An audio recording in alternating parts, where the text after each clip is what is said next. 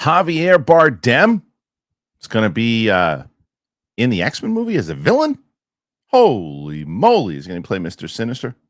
It's possible if the new rumor is true. Disney Plus loses a ton of subscribers. Are they going to change their game plan, or are they going to just keep on going with what they're doing? Hopefully pick it up. Captain America, they released some clips. Is it enough to help the movie, or is it going to hurt the movie? We'll give our thoughts on that. Ben Affleck's going to be in a new movie with Gillian Anderson. A few other things out there that we'll discuss. And the question will be, can Steph and Mike pull it off this week? Because Mike has really brought down every single person he's been on the show with so far. He's tried. Steph was doing fine without him. Comes back, nothing happened. So can it happen today? We will find out on the Kristian Harloff Show with Steph and Mike. Let's do it.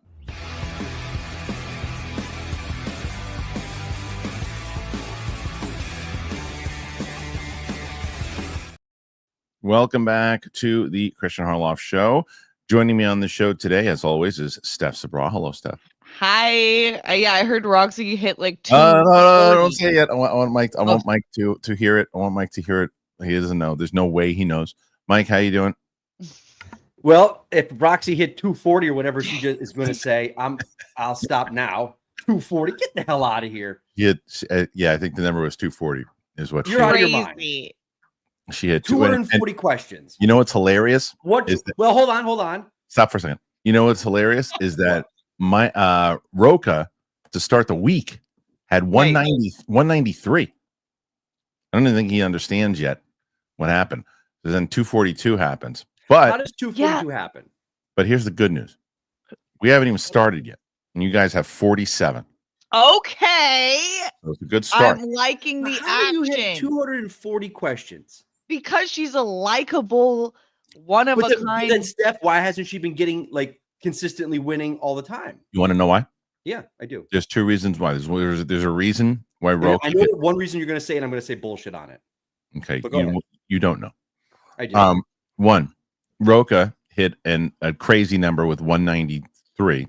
Okay. Roxy hit that number. One of the main reasons is that Derek Johnson has returned. And Derek Johnson has been helping and supporting everybody, including you guys. Derek Johnson is returned, and he's thrown in a bunch. Because to be fair, Roxy also got a bunch of super stickers on whenever she was on Tuesday.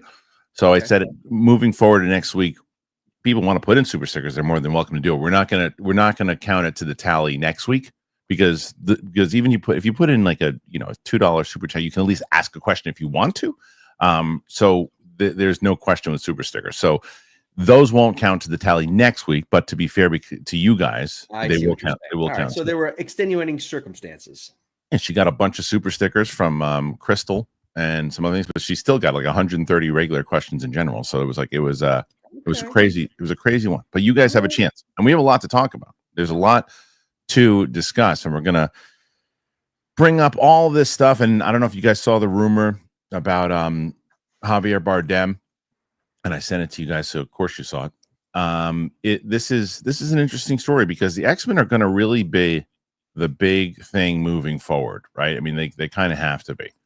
So I'm excited to see what they're going to do with this casting overall. And Jeff Snyder's talking about how the CinemaCon, they'll probably do a lot of announcements, but it's funny because I'm so entrenched in the Marvel world right now because I'm doing a rewatch of the MCU where my friend Sam is reacting to it for the first time. Mm-hmm. And we just, where is it? So we recorded Infinity War and we're posting it tomorrow, but just to show you, look at that. Oh my gosh, I hate this for her. What am I looking at? Oh. That's an actual tear streaming down her face on that one. It happens considerably. So innocent. Yeah, she's been shielded by the outside world's opinions. Got no clue. She's got no clue what's about to happen in general. And yeah, there's so many things that happen in the reaction that I don't want to spoil for people. Let them watch it, but it's a great one, and that's going to be tomorrow. And I'm not even going to do anything else for the Saturday. Normally I post something on Saturday, but we're just going to let that one sit for the weekend. Yeah. But because I'm of this, go ahead. I'm looking at the stories you sent. I think there's one you might have covered it on an earlier show, but I don't know if we were going to talk about it. The Majors coming back to the MCU, maybe. We can discuss that. Yeah, we covered it yesterday, but or 2 days ago. We can talk about it. But let's bring this one up. People are asking why I'm eating. If they are asking why I'm eating on air, it's because it's one of our sponsors, and I wanted to eat Magic Spoon Factor. So good. New? Chicken is delicious. Chicken Factor, yeah. Oh yeah, I always forget you're 3 hours ahead. Yeah, it's delicious. Chicken at this hour? Absolutely not. No. For you, no, but for me, yeah. But normally I won't eat on air, but I'm doing that because Factor's delicious. So it's not even time for them yet. But I'm just letting you know. Okay, here's the rumor. So they say we may know some stuff. Hold on. There we go. We may know who Marvel Studios is eyeing for Mister Sinister. Now, Winston might not be happy about this because he was hoping to be Ryan Gosling. Ryan Gosling's going to be tied up to Star Wars, so that ain't going to happen. Casting rumors are swirling for characters like Cyclops, Jean Grey, Storm. We finally might have news on who Marvel Studios wants as the villainous Mister Sinister. The closest that we've come to a solid update on X-Men Reboot is a report from the trades revealing that the Hunger Games Ballad of Songbirds and Snakes scribe Michael Leslie is penning the screenplay. Who knows how much has changed since then, but as far as we're aware, no director is attached, and Leslie might not even be the current writer on the project. These freaking ads, they got a lot of ads on this site. I understand it. I get it. Despite all that, the casting rumors continue coming in thick and fast. Yesterday, we shared a breakdown of the actors who are supposedly in the running for X-Men, and today we have possible Mister Sinister casting. According to My Time to Shine, Marvel Studios is eyeing Javier Bardem to play the iconic X-Men villain in the MCU. You might recall that he was once said to be in line to play the Fantastic Four First Steps Galactus. Mr. Sinister is expected to serve as the big bad of the franchise in the next saga of storytelling, meaning we'll likely see him in more than just one movie. However, the endgame is reportedly an Avengers versus X-Men movie.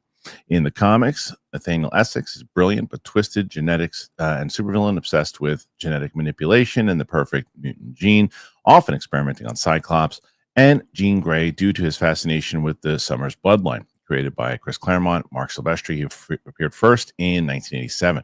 Addressing the future of the X-Men in the MCU, Kevin Feige said, I think you will see that continues in our next few movies with some X-Men players that you might recognize. Right after that, the whole story of Secret Wars leads us into a new age of mutants and the X-Men.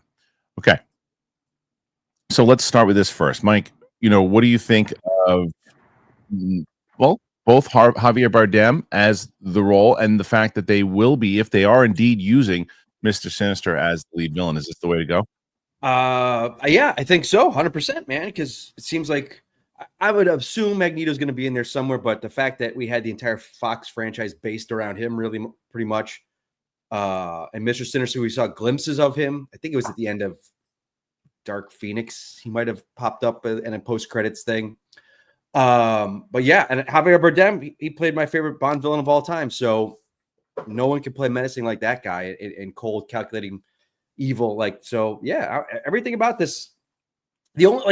I'm so excited. I shouldn't say I'm so excited, but I'm excited to see the X-Men. But I'm also a little trepidatious because every now and then they'll throw in like Hugh Jackman's going to be it for the next 10 years and Kelsey Grammer's back, and it's just like, nah, clean slate. Deadpool Wolverine was supposed to say, hey, go Wolverine, you're on your way. We fixed it. You're the hero. You're the X-Man. This is the new generation. Give us all new people. So what do you think, Steph? I think that I love Javier Bardem. The things that I'm seeing that I wonder, because I know the character's name is something Essex, like super British, right? So if that matters at all, but I love him. He's great and he's super versatile. I think he is a good villain. And he can play like creepy and weird really well.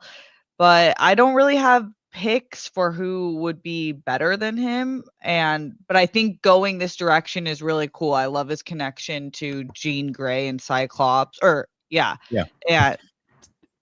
So I think it'll be really good. I'm excited for the X-Men. They've always been my favorite out of all the Marvel comics. Mike, didn't you watch X-Men 97? Yeah, I did. And they use him, and he's the one who kind of is... They tease it. Again, Magneto kind of took the through line, but he was there kind of with the Goblin Queen and Madeline Pryor and stuff. But he was pretty creepy in that show. Winston wanted Ryan Gosling for him? Yeah. I thought that was weird too. I love Winston more than anything. He's a very close friend. His casting decisions are questionable to say the least. He wanted at best. Yeah, at best. He wanted Paul Giamatti as, I can't remember, the audience can tell me who it was. Was it Batman? I don't remember who it was. But as Batman? Don't quote me. The audience remember more than I will. Please tell me. It was ridiculous. That feels weird because I haven't seen all the X-Men 90s. I don't know if I've watched all of them, but I did grow up watching them. Sorry. Oh, he wanted Paul Giamatti for Doom? What? Yeah. Oh my God. That's weird. Reed Richards. That is so weird. Yeah, Ryan Gosling as Mister Sinister doesn't make much sense to me either, but he has range, so who knows? I'm not saying it would have been impossible, but yeah. No, I brought up Paul Giamatti mockingly as Batman here. Motherfucking Batman.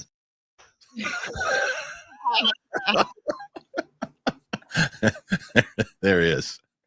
Paul Giamatti as Batman. Wait, what movie is that from? When he says like that. I mean, a couple different. I mean, that one. At every movie. That was channeling Private Parts. You're fucking Antichrist. Antichrist. Or liar. I feel like he does that a lot. He's immature. The man's immature. So great. That's funny. Anyway, but either way, this is interesting because again, the casting behind it is really good, and I think Javier Bardem is great. Not only, Mike, was he great in Bond, which he was, and I agree with you, but No Country for Old Men is one of the best villains maybe of all time. Yeah, he's just so menacing in that, and like just a true psychopath.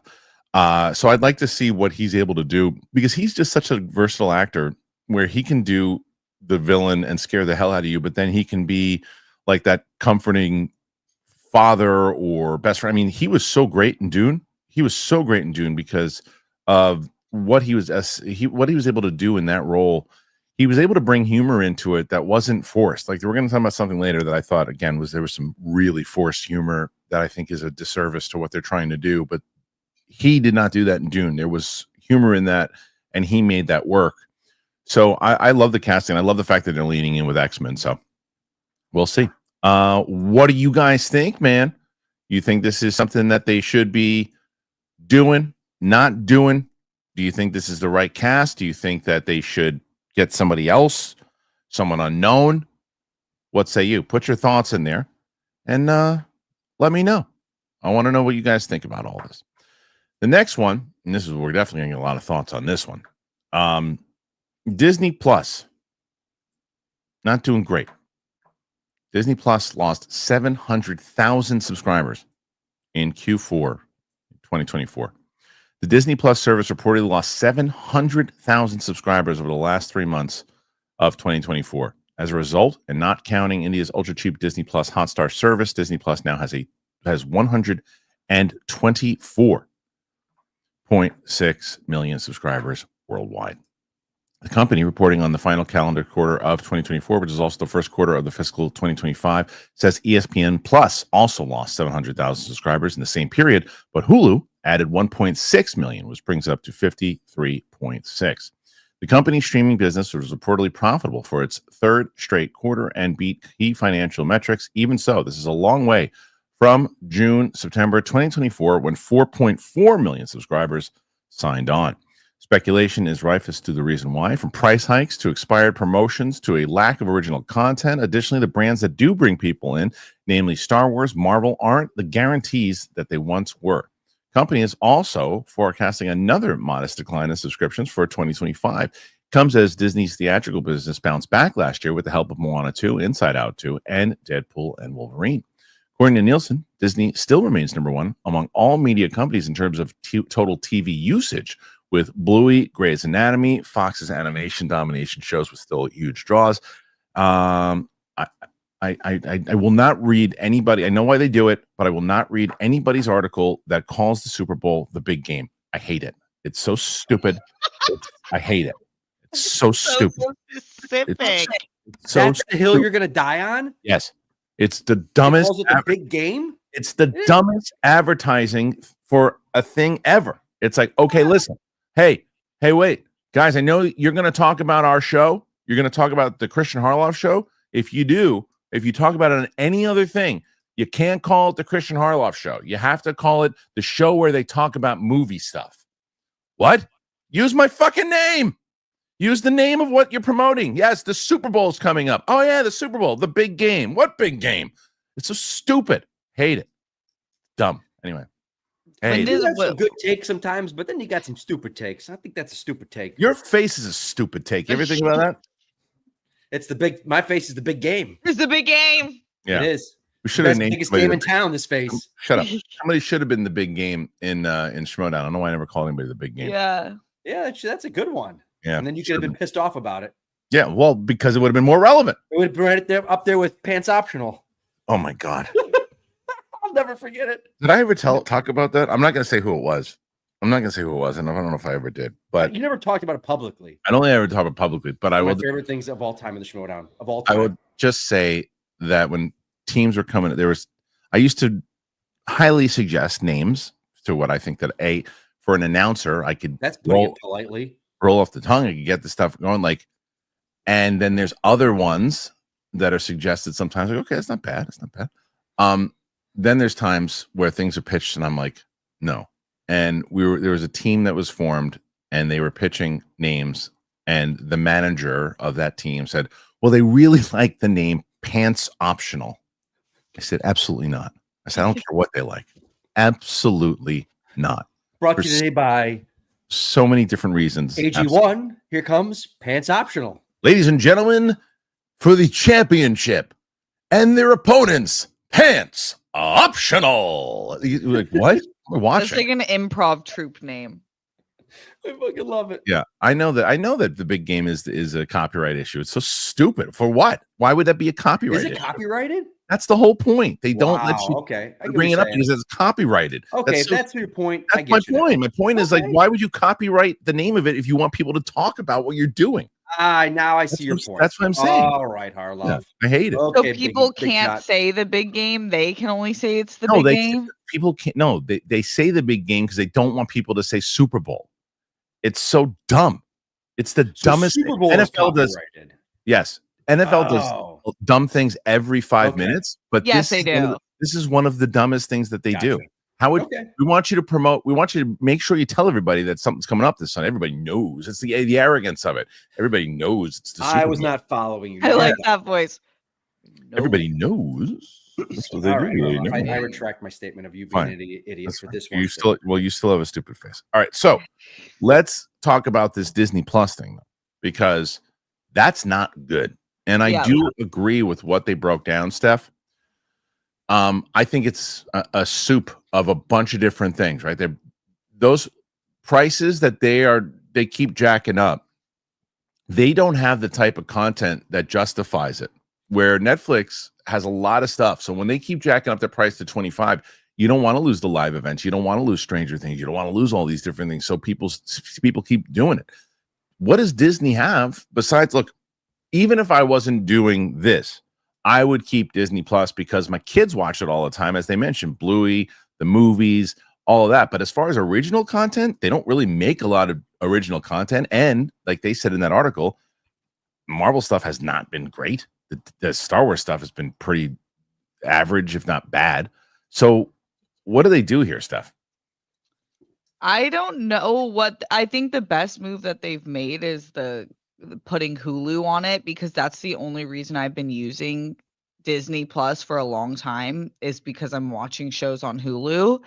I think that they need to either make the price less and make it like kind of like just Disney originals, like just like a Disney channel, and families will have it and people who like to rewatch the Marvel movies, or if they're gonna go into trying to make their like great original content, they need to do what Apple and Netflix and everyone else is doing, which is really focusing their like on really great content. I think they're putting out too much, and it was all at once, and it was confusing, and a lot of people don't even care about the shows that they had that were original anymore. Right. So I think they kind of need to clean the slate a little bit and decide what they want to be. Like they had the Hulu merger and all of us were like, are they going to start making more adult type content, or is it going to stay for kids? And I don't know what they're doing.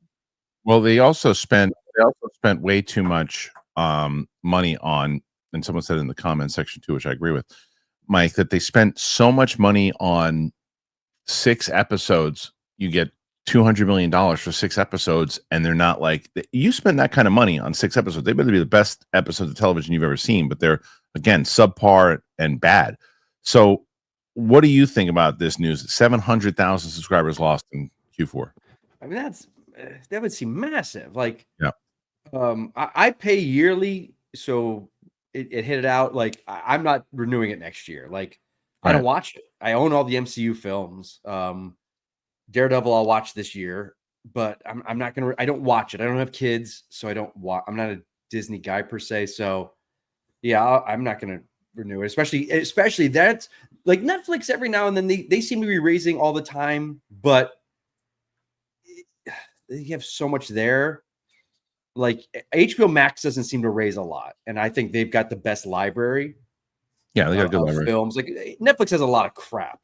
Yeah, definitely. Just crap up there. But Disney, they don't always have.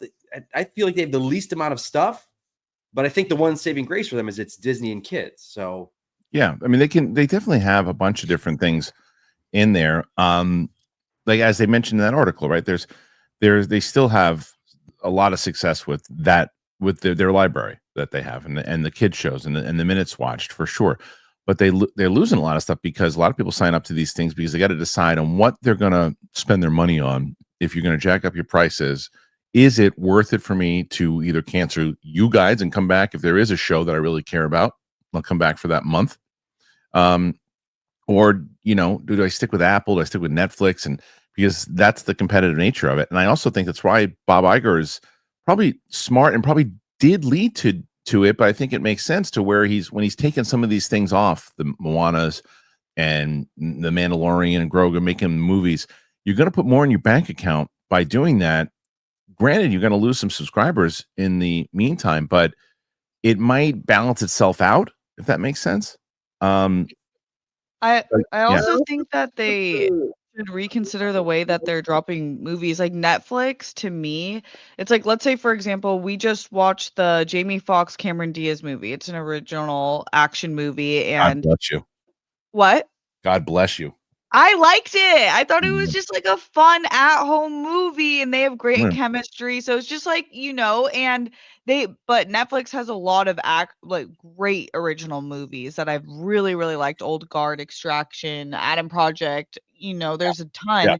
Disney, they have their original movies like Moana too, but I feel like they should really reconsider doing maybe like in-app purchases of those movies exclusively to Disney Plus, or making those movies available just on Disney Plus early just for subscribers, because it's like they're the only ones with their content not releasing it originally on their own streaming network. They're still doing theater, trying to get in-home theater on like Prime and other sources. So maybe that would help a little bit, but I think that it's interesting. They have National Geographic, they have Marvel, they have Lucasfilm, and it's still, those are like big property.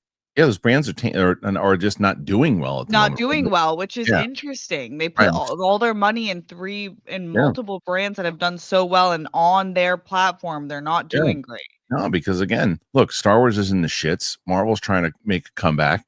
And so all the stuff that they have is just the older content, which is still doing well. And like I said, like right now, the people that are really keeping Disney afloat, Disney Plus are the kids, because that's where you got all their stuff. You got all I mean, that's what my daughter, my 7-year-old, is going to Disney Plus first, because that is really who that is geared to right now. Yeah. But there's more content. Look, I think Daredevil's going to help. But we'll see.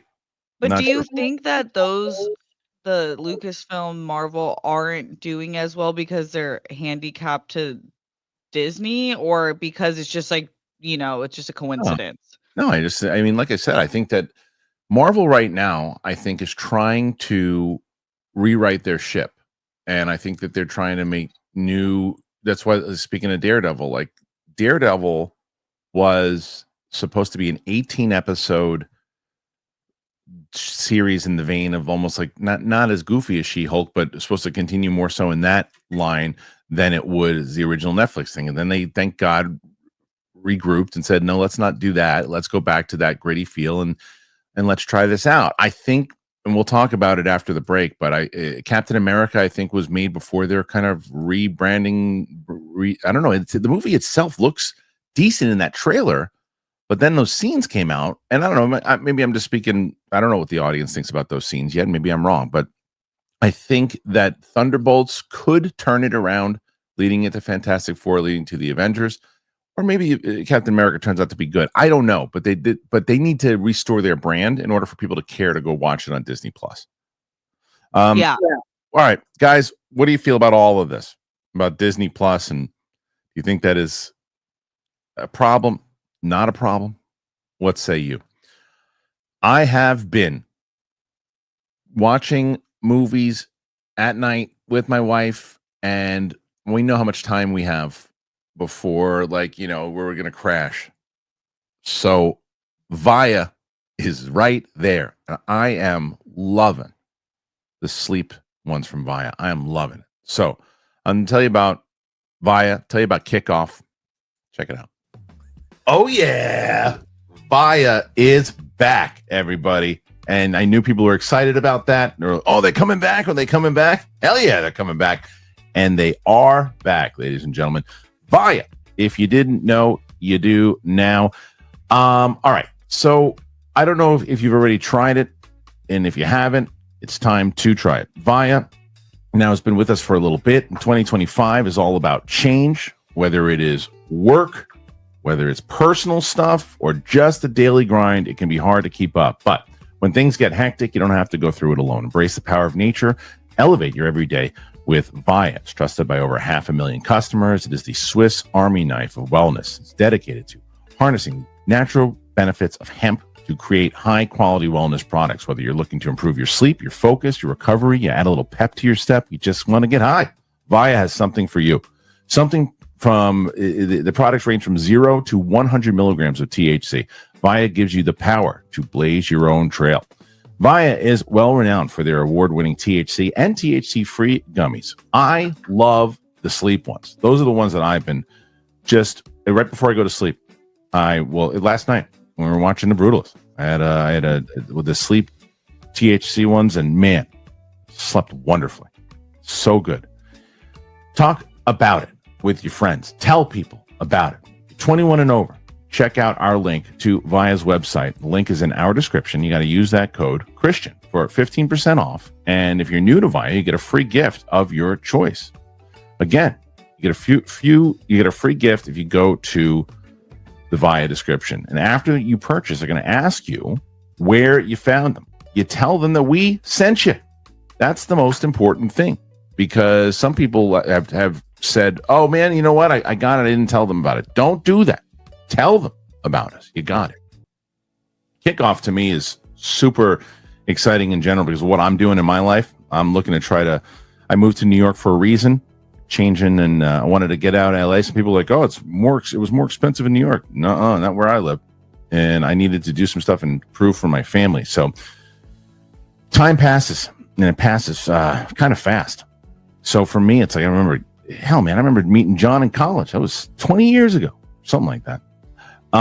It just flies by. And no matter how fast time flies by, it's never too late to make progress. If you're saving for a big purchase, whether it's a home, whether it's a car, and you got to build your credit fast, Kickoff can help that. They are the #1 credit building app in the App Store, and plans start at just $5 a month. There's no credit check, there's no hidden fees, there's no interest. So for me, it was a matter of just building up that credit, making sure that, you know, when you want to try to get a loan for a house, man, that's what you got to do.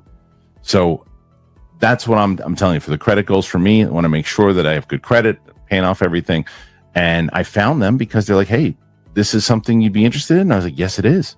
What's so great is if your credit's under 600, you could jump 28 points in like your first month.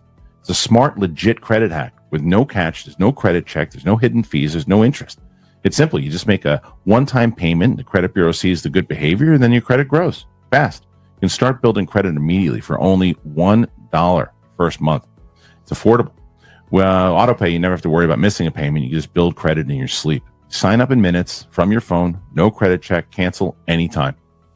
Kickoff is the #1 credit building app out there. So here is how you do this. You build credit fast. You get your first month for just $1 at GetKickoff, KIKOFF.com/Kristian today. Thank you to Kickoff for sponsoring the show. Thank you to Kickoff, and of course, Via. A lot of people signing up for both of them. And like I said in that promo, please go and tell them that we sent you. It helps out tremendously. Steph, have you tried the Via yet? No, I was just looking into it right now. Oh man, I'm telling you, the sleep Via, the gummies are. Harry needs that. Oh, I try to drug him with melatonin every now and then because he's the worst sleeper. I'll tell you what's so great about it, Steph, because like I've had, you know, in past, if I had some, like, even if I used to smoke beforehand, I wake up and I feel like, oh my God, I can't get up. I feel like it's almost like a hangover. Like, no, not with these. I'm up, I'm ready, I'm going. It's great. I love it. Anyway. Okay. So listen, yesterday I kept getting people tagging me on these clips from Captain America. And one of them, this is the first one that actually they sent to me. And I'm going to start with this. And I showed Steph this. Mike, did you watch this clip, right? I sure did. Yeah, what's wrong with this? With this right here. What's wrong with this? Watch this. What's wrong with all that right there? What just happened? What just happened? Makes no sense. Like this guy on the left hitting the lump on the log. What? Yeah, that guy. Okay, that's that guy. Okay. Why is the log? He just doesn't see the log on the side of the road and just runs into it.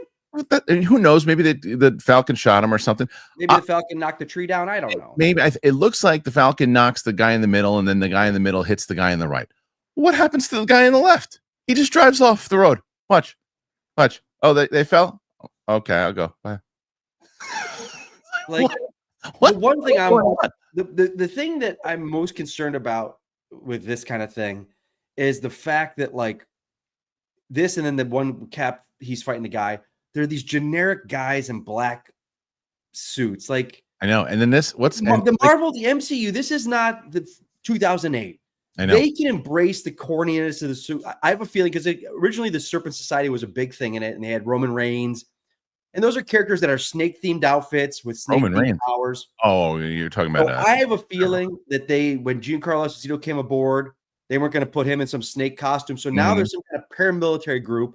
They're going to have patches that have like a cobra head on it, and like where the Serpent Society is. Like, you're the MCU. You've earned the right to be goofy and do like go out there. You're not doing guys in black outfits that you could buy at Walmart, right? Well, I don't know. This was pretty goofy. When they had like, I like the idea. Where is? Let me see. Hold on. I'll bring it back up. But the whole thing that they there you go, that thing. So the thing that I liked, I would have liked them to stop this clip right here. He gets the generic guys, whatever, shoots him. Okay, that's our new Falcon. Instead, we get this. I don't like that dance. But that's the least of our problems. Then we also get to this. Now, the fight here, there's a lot of talking going on in this fight. Yeah. And it is a slow fight. It is not exciting. I'm rooting for Anthony Mackie. I like him as Sam a lot. I want to see him thrive as Captain America. I liked what he did in Falcon and Winter Soldier. I like that show more than most. This fight did not look good, but I'll tell you, it looked like an Endgame compared to the scene that they released with Harrison Ford and his Secret Service person. That was brutal to watch for so many different reasons. It was so boring. It was slow. There was nothing going on. And all respect, I don't know who the actress is. Not holding her own in that scene with Harrison Ford. It is a terribly acted scene, and he is struggling. He is struggling to make that scene work. It's a brutal scene. That's 2 scenes, though. It doesn't mean 2 scenes make a bad movie. No, but if you're trying to build hype for this movie that is behind right, the 8 ball right. from a lot of people, that's what you release. Don't put stuff out that you don't isn't your best. You put your best out there. Like, I think didn't they try to do that with Kraven? And again, I kind of like Kraven. And it was one of the best scenes in the film, that opening jailbreak. So they put that out there. So at least it was like, okay, the action's good. Then you get to the movie and you're like, well, but at least they put their best foot forward. If this is the best foot forward. I know. That's the one. Steph, what did you think? You saw both of these clips. What did you think of both of these clips? Yeah, I mean, I wonder if it would have taken me like 2 to 3 times to notice that the motorcyclist ran off to the side. That is killer. I'm so about the little details in movies like this, and so it's like, damn, like if you miss that, what is gonna happen? Because that's like someone on set should have seen that pretty easily.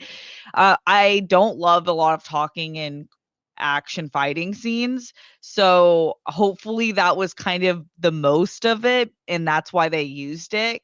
Because I don't know, but yeah, it's not. I'm really nervous about it. I feel exactly like you. Like I want it to be good. Yeah, I I'm want it to be rooting good. for him. I liked the trailer. I still don't. And I was going back and forth with Luke, the producer on the show, and we both like, we still don't. This movie's coming out in like a week and a half, 2 weeks. What is this movie about? I was talking to some people at work the other day, like, yeah, what do we do? Like, the Red Hulk is in it, kind of. What we don't know what the goal, and the leader's the bad guy. But like, I was talking to this, my friend. Marvel, whether you love the movies or not, their action is always good. Right.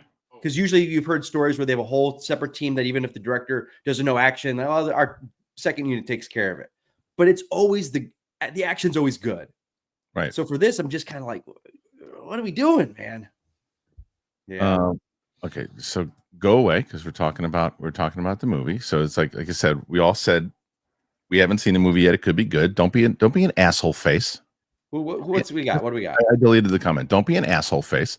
The point of it is that you can look at scenes and you can say those scenes don't look good. We like Steph and I. If you're just, what I would say is there's probably Q-tips in your house. Clean your ears. Get them out, and we'll repeat the same thing that we just said, which was this movie we hope is good because the trailer itself was a good trailer. So going into it, you can go into this movie and you can say, look, those scenes weren't great, but that movie was really solid. And that's my hope going into it, right? I'm talking about my job, and our job is to say and be honest and say, what do we think about this trailer? So that's not called hate. Again, clean your ears out, clean them, dig in there, get all that shit out of there and throw them in, and then just listen to the show and then be part of the conversation and say something like a lot of the classy people were saying, which is, I disagree. I like this scene. I didn't think this scene was that bad. I would actually blame it on the director more so than anybody else, which is fair. That's a fair conversation. Otherwise, get the fuck out of here. I don't need you in here. But Steph, this is something that you could see turning into a good movie if they do it the right way.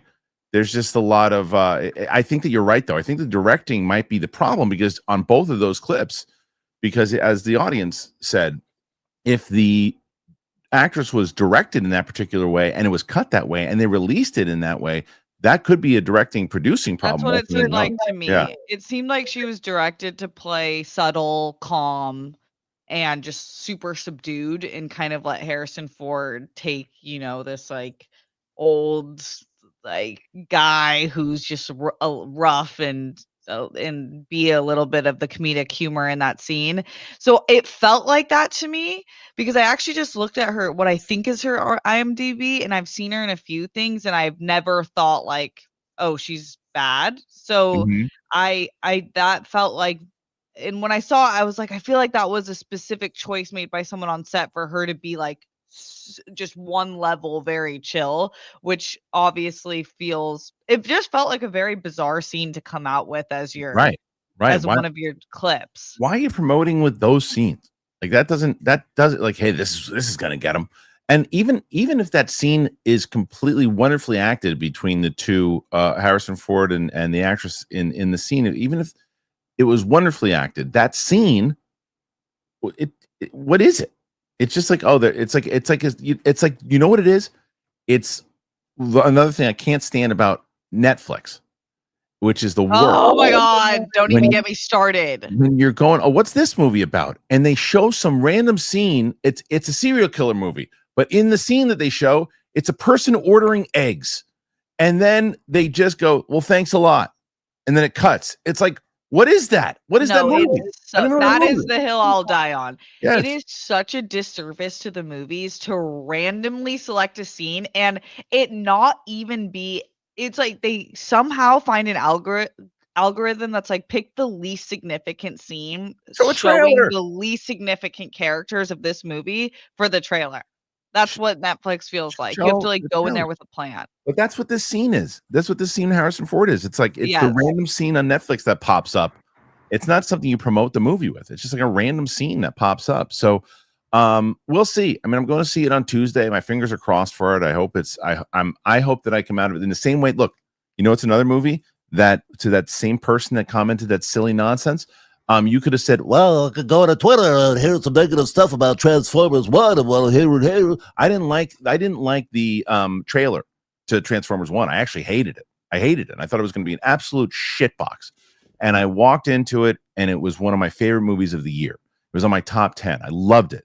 So you have to be able to understand this as a person who watches anything, that not everyone is going to feel the way that you do about scenes or trailers or anything else it's going to be. And not everybody needs to lock arms and sing Kumbaya down the block. You're allowed to talk about what you think looks good and doesn't look good, but you also shouldn't go in with a negative attitude to everything. And if you walk out of it and you go, you know what, that was pretty damn good. I didn't like the trailers. Those scenes were goofy as hell, but what a good movie.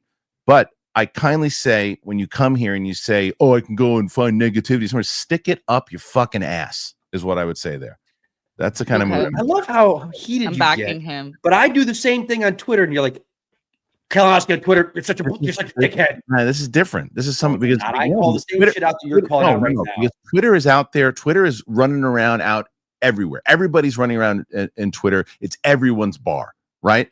This is our bar. We hang out here. This My is page is my bar. But you're not going. But you ain't going to your page. They come on my page with comments. Going to other people's I'm allowed to pages. kick him in the dick and knock him out through the double doors. You should make a trailer for the show about this is our bar.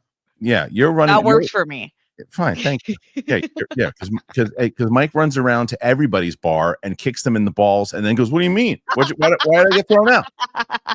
Now I go to their bar, going, "Hey, I heard you were knocking on my bar, throwing paint on my walls. Here I am. You guys have to say something to my face, pal. Yeah. Let's do it." Like, and then they're like, and no. I go to the bar and I'm like, Bar's "Watch closed. your mouth, or else I'm gonna take your dad." Yeah, and it's but there's another thing. Watch your mouth, or I'm going to take your dad. Yeah. No, it's like, it's another thing where it's just like, I just get, someone just asked, am I okay? Because I don't feel like you go on the chat. No, because you know what the problem is, that when you're sitting there, it's like, I just want people to be able to, I get frustrated with the way people talk to one another. I really do. In the way that when people are talking, when you have a conversation with someone, and if that same person would have said, oh man, I'm bummed that they are thinking negatively on those scenes and they didn't like it. I dug the scenes and I think it's going to be a good movie. I'm bummed that they didn't. I don't say a word to that person.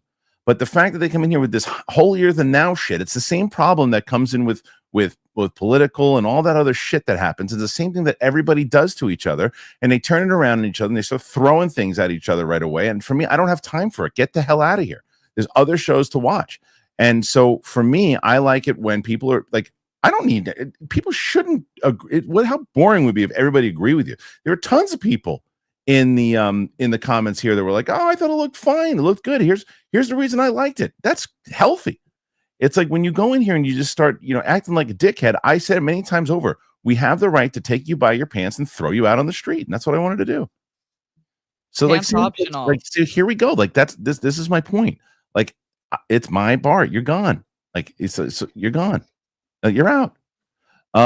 Anyway, I'm in a good mood. I'm not in a bad mood. I'm in a good mood. I just think people are turds. Yeah. Yeah. Anyway, so let's talk about something that we should be positive about. Is that fair? Let's do yes. Something that we never talk negative about. Let's talk about Star Wars. So let's get to the new Jedi Order. The writer talks about his approach. Okay. So the question here is, what are we going to do with this movie? Because we still don't know. The other week came news that the Bourne Ultimatum scribe George Nolfi had been set to pen the screenplay for the Daisy Ridley-centric Star Wars movie dubbed New Jedi Order. Pakistani-Canadian documentary filmmaker Sharmeen Obaid-Chinoy remains attached to direct the project, while Ridley is reprising the role of Rey Skywalker in a story set around 15 years after Star Wars The Rise of Skywalker. Nolfi takes over from Damon Lindelof and Justin Britt Gibson, who were the first attached after they left Peaky Blinders creator Stephen Knight, but he subsequently exited last year, with Nolfi now taking over the gig. Nolfi is currently out doing press for the Anthony Mackie-led movie Elevation, which hits Amazon Prime this weekend. Speaking with British outlet Film Stories, the writer was asked his approach, and he revealed he'd be building on ideas left by the previous scribes. He said, "The way I approach it is you look at what's come before you. You look at the broad ideas of what they want to do," meaning Lucasfilm, Disney, Sharmeen Obaid-Chinoy, the director, and then you do what a writer does and try and put beats of a story together. Try and imagine characters, and then you present that with an understanding that it needs to honor, obviously, a long, incredible tradition. If you think about George Lucas, the 6 movies that he did and the universe that he created is actually very steeped in broad notions of politics. It's not talking about today per se, but there's a Nazism/Roman Empire. The democracy of the Roman Empire collapsing and becoming an empire, and the perennial story of human beings organizing themselves and against chaos, and then the tools that help human societies tamp down on chaos becomes oppression. So that is really very core to what I think George Lucas was trying to talk about. And one of the wonderful things about science fiction and Star Wars, which is almost science fantasy or space opera, is that you can raise the deepest issues without it feeling like philosophy class or a political science class or something I read in the newspaper today. Nolfi has previously indicated that the Star Wars films led to a major subconscious desire with him to become a filmmaker. If this is more of a polish than a full rewrite, the film could gear up and head into production soon. Okay, look, I think we might be saying the same things. Here, I think this guy's saying the right things. The question is, will this person even be on this project in 5 months from now? What do you think, Steph? Yeah, I think similarly. Like it sounds good, and I would be so happy if this just moved forward, and I hope that it does. And maybe it will. Like, it feels like there's been so many delays that perhaps we're on the other side of it, and that would be awesome. So that's what I'm rooting for. But it is hard because it feels like you just get whiplash with these news stories. Specifically on this one, this feels like almost the longest one where it's been in the works, but it's had so many changes to it without being taken out of the list of future movies. What do you think of these comments, Mike? And what do you think about the possibility that this dude's still going to even be here by the time this movie comes out? Guys, what needs to be said that you haven't already said? I feel like we beat a dead horse with this, right? I mean, what about his comments, though? Bring the positive side of it. What about the comments? Like, it makes sense. Like, he's saying everything that you would want to hear from a person working on this project. It checks all the boxes. Does it get me excited? I know the question, but the other question I have is like, what am I supposed to say to this? Like, yeah, you're saying the things that a writer working on a Star Wars project we want to hear. For sure. I mean, he looks like he understands it, which is a positive thing. My question is this then, because the stuff that he's talking about, he's not necessarily saying that he's going to write those things that George was doing for his movie, right? Because if he is, which I don't believe he was, but if he is, it means, well, wait a minute, are we going to be in that time period again? Are we going to have the Empire again? Because that's where the Empire was based off of the Nazism and Roman Empire and all that. So is that still, are we still playing there? Or he just is using whatever it is, we're going to take things from history and put it in there? Because that I like. I like the idea. I always loved the quote from Jon Favreau. And we used to say it all the time on this show, which is, we're a lot of places pay homage to Star Wars. We're paying homage to the things that inspired Star Wars. Right. Like that's what you got to do. That's how you make it. Like, you don't, and I think that I don't think a lot of people stuck to that philosophy. I certainly don't think Obi-Wan stuck to that philosophy. Acolyte certainly didn't. And I'd like to see that philosophy happen and make like a little bit more serious Star Wars movie with those themes. I get you. I do. Yeah. I mean, who doesn't want a good Star Wars movie? But I mean, gosh, what's it? We're going on 6 years without a movie, and how many starts and stops? And it'll be 7. Will it be 7 years? It'll be 10 years before we have one. No, it'll be when it comes out. It'll be 9 years by the time. Mando and Grogu? 7 years. It'll be 7 years, but by the time 7 years though. It'll be 7 years when Mandalorian and Grogu comes out. It'll be just around 6.5 years by the time we get one. So that's pretty crazy. Anyway, what do you guys feel about? Do you like the comments? Do you not like the comments? Do you think it matters? Do you think this guy's going to still actually? Is he polishing it? What do you think? Put your thoughts in there. Let me know. All right, let's get to the last story that we're going to talk about until we get to these questions. And this is one: Ben Affleck, Gillian Anderson, or Animals. It's not very nice. Ben Affleck has settled on Netflix's Animals as his next feature directorial effort and has replaced Matt Damon with himself as the lead. Shots fired. Shots fired. Damon will be occupied filming Christopher Nolan's The Odyssey for the next few months. So Affleck has chosen to take on the male lead role for himself and will star opposite the one and only Gillian Anderson in the film. His first directing work since Air, the movie sees Affleck playing an LA mayoral candidate whose son has been kidnapped. With most of his money due to the campaign spending, he and his wife, played by Gillian Anderson, just have a few hours to get their hands dirty and come up with the ransom payment. Connor McIntyre wrote the script with revisions by Billy Ray. The project was originally supposed to be shot last year, but Affleck instead worked on the sequel to The Accountant. Okay. Sounds like, now this is where Ben Affleck, Matt Damon, to me, are dudes who know the business well, right? I understand trying to get The Accountant 2 in theaters. First one did pretty good. You don't spend too much money on it. You take a shot, get it out in the theater, and see what you can do with it. This movie that I just read the synopsis for screams streaming movie, screams Netflix to me. And they knew that, and that's what they did. Because they also took a shot with Air, and I think they realized that Air wasn't going to do anything in the box office. They got all the notice from putting it on Amazon Prime, but that was a fantastic movie. I don't know. Did you guys both see Air? Yeah, I did not. Oh, dude. So whether you like the subject matter, I know you're not a sports guy, but it's not really sports, to be honest. But it's really a brilliant film. Yeah, really it's good. interesting. You say that, and Damon and Affleck are two of the guys that know the business incredibly well. Like Damon's his whole thing on Hot Ones one time about DVDs and how that kind of subsidized the business was so spot on. It's fascinating to see these two guys and to know that they do streaming. Like, to me, this is a kind of a thriller back in the 90s. Would have starred Kevin, or Richard Gere and Julia Roberts, and would have cost $30 million and would have made $85 million at the box office. And that would have been it. Great film. Got your adults into the theater.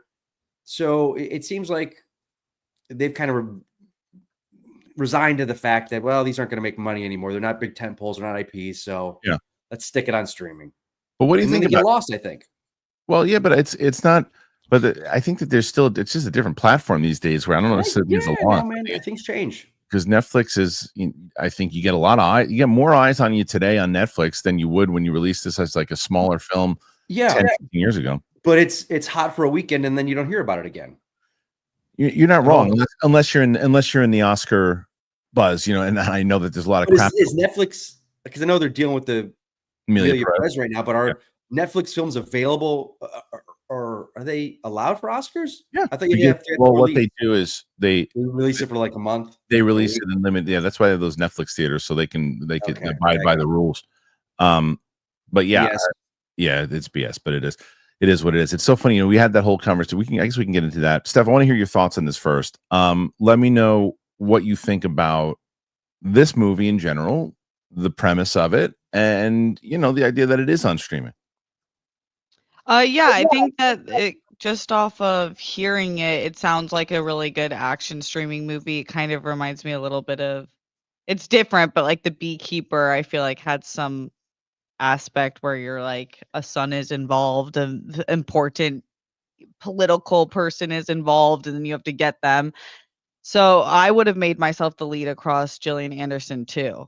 Regardless of Matt Damon being held up in a movie, I would have been like, absolutely, that's me. I'm taking this opportunity to star with her because she's great. Like, the only argument I would have against that stuff is that, look, he wasn't the lead in Air. He was in Air, and he was the lead in The Town, which he directed. He was the lead in what was the other one? Argo, that he directed, right?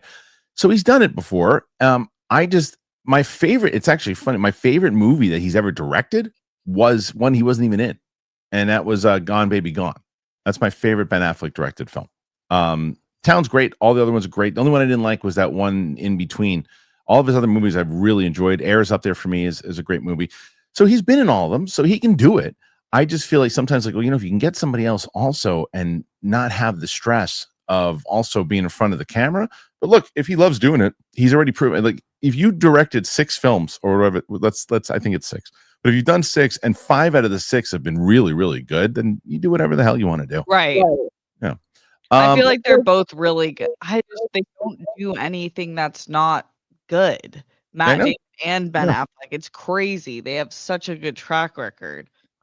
I thought I had something else I was going to bring up, but I don't remember what it was. Doesn't matter. Let's get to the questions and the support. And Derek Johnson hit you guys with a ton of support, because right now, going into this, Steph, in order to beat Roxy, you guys need, I said, what, 243?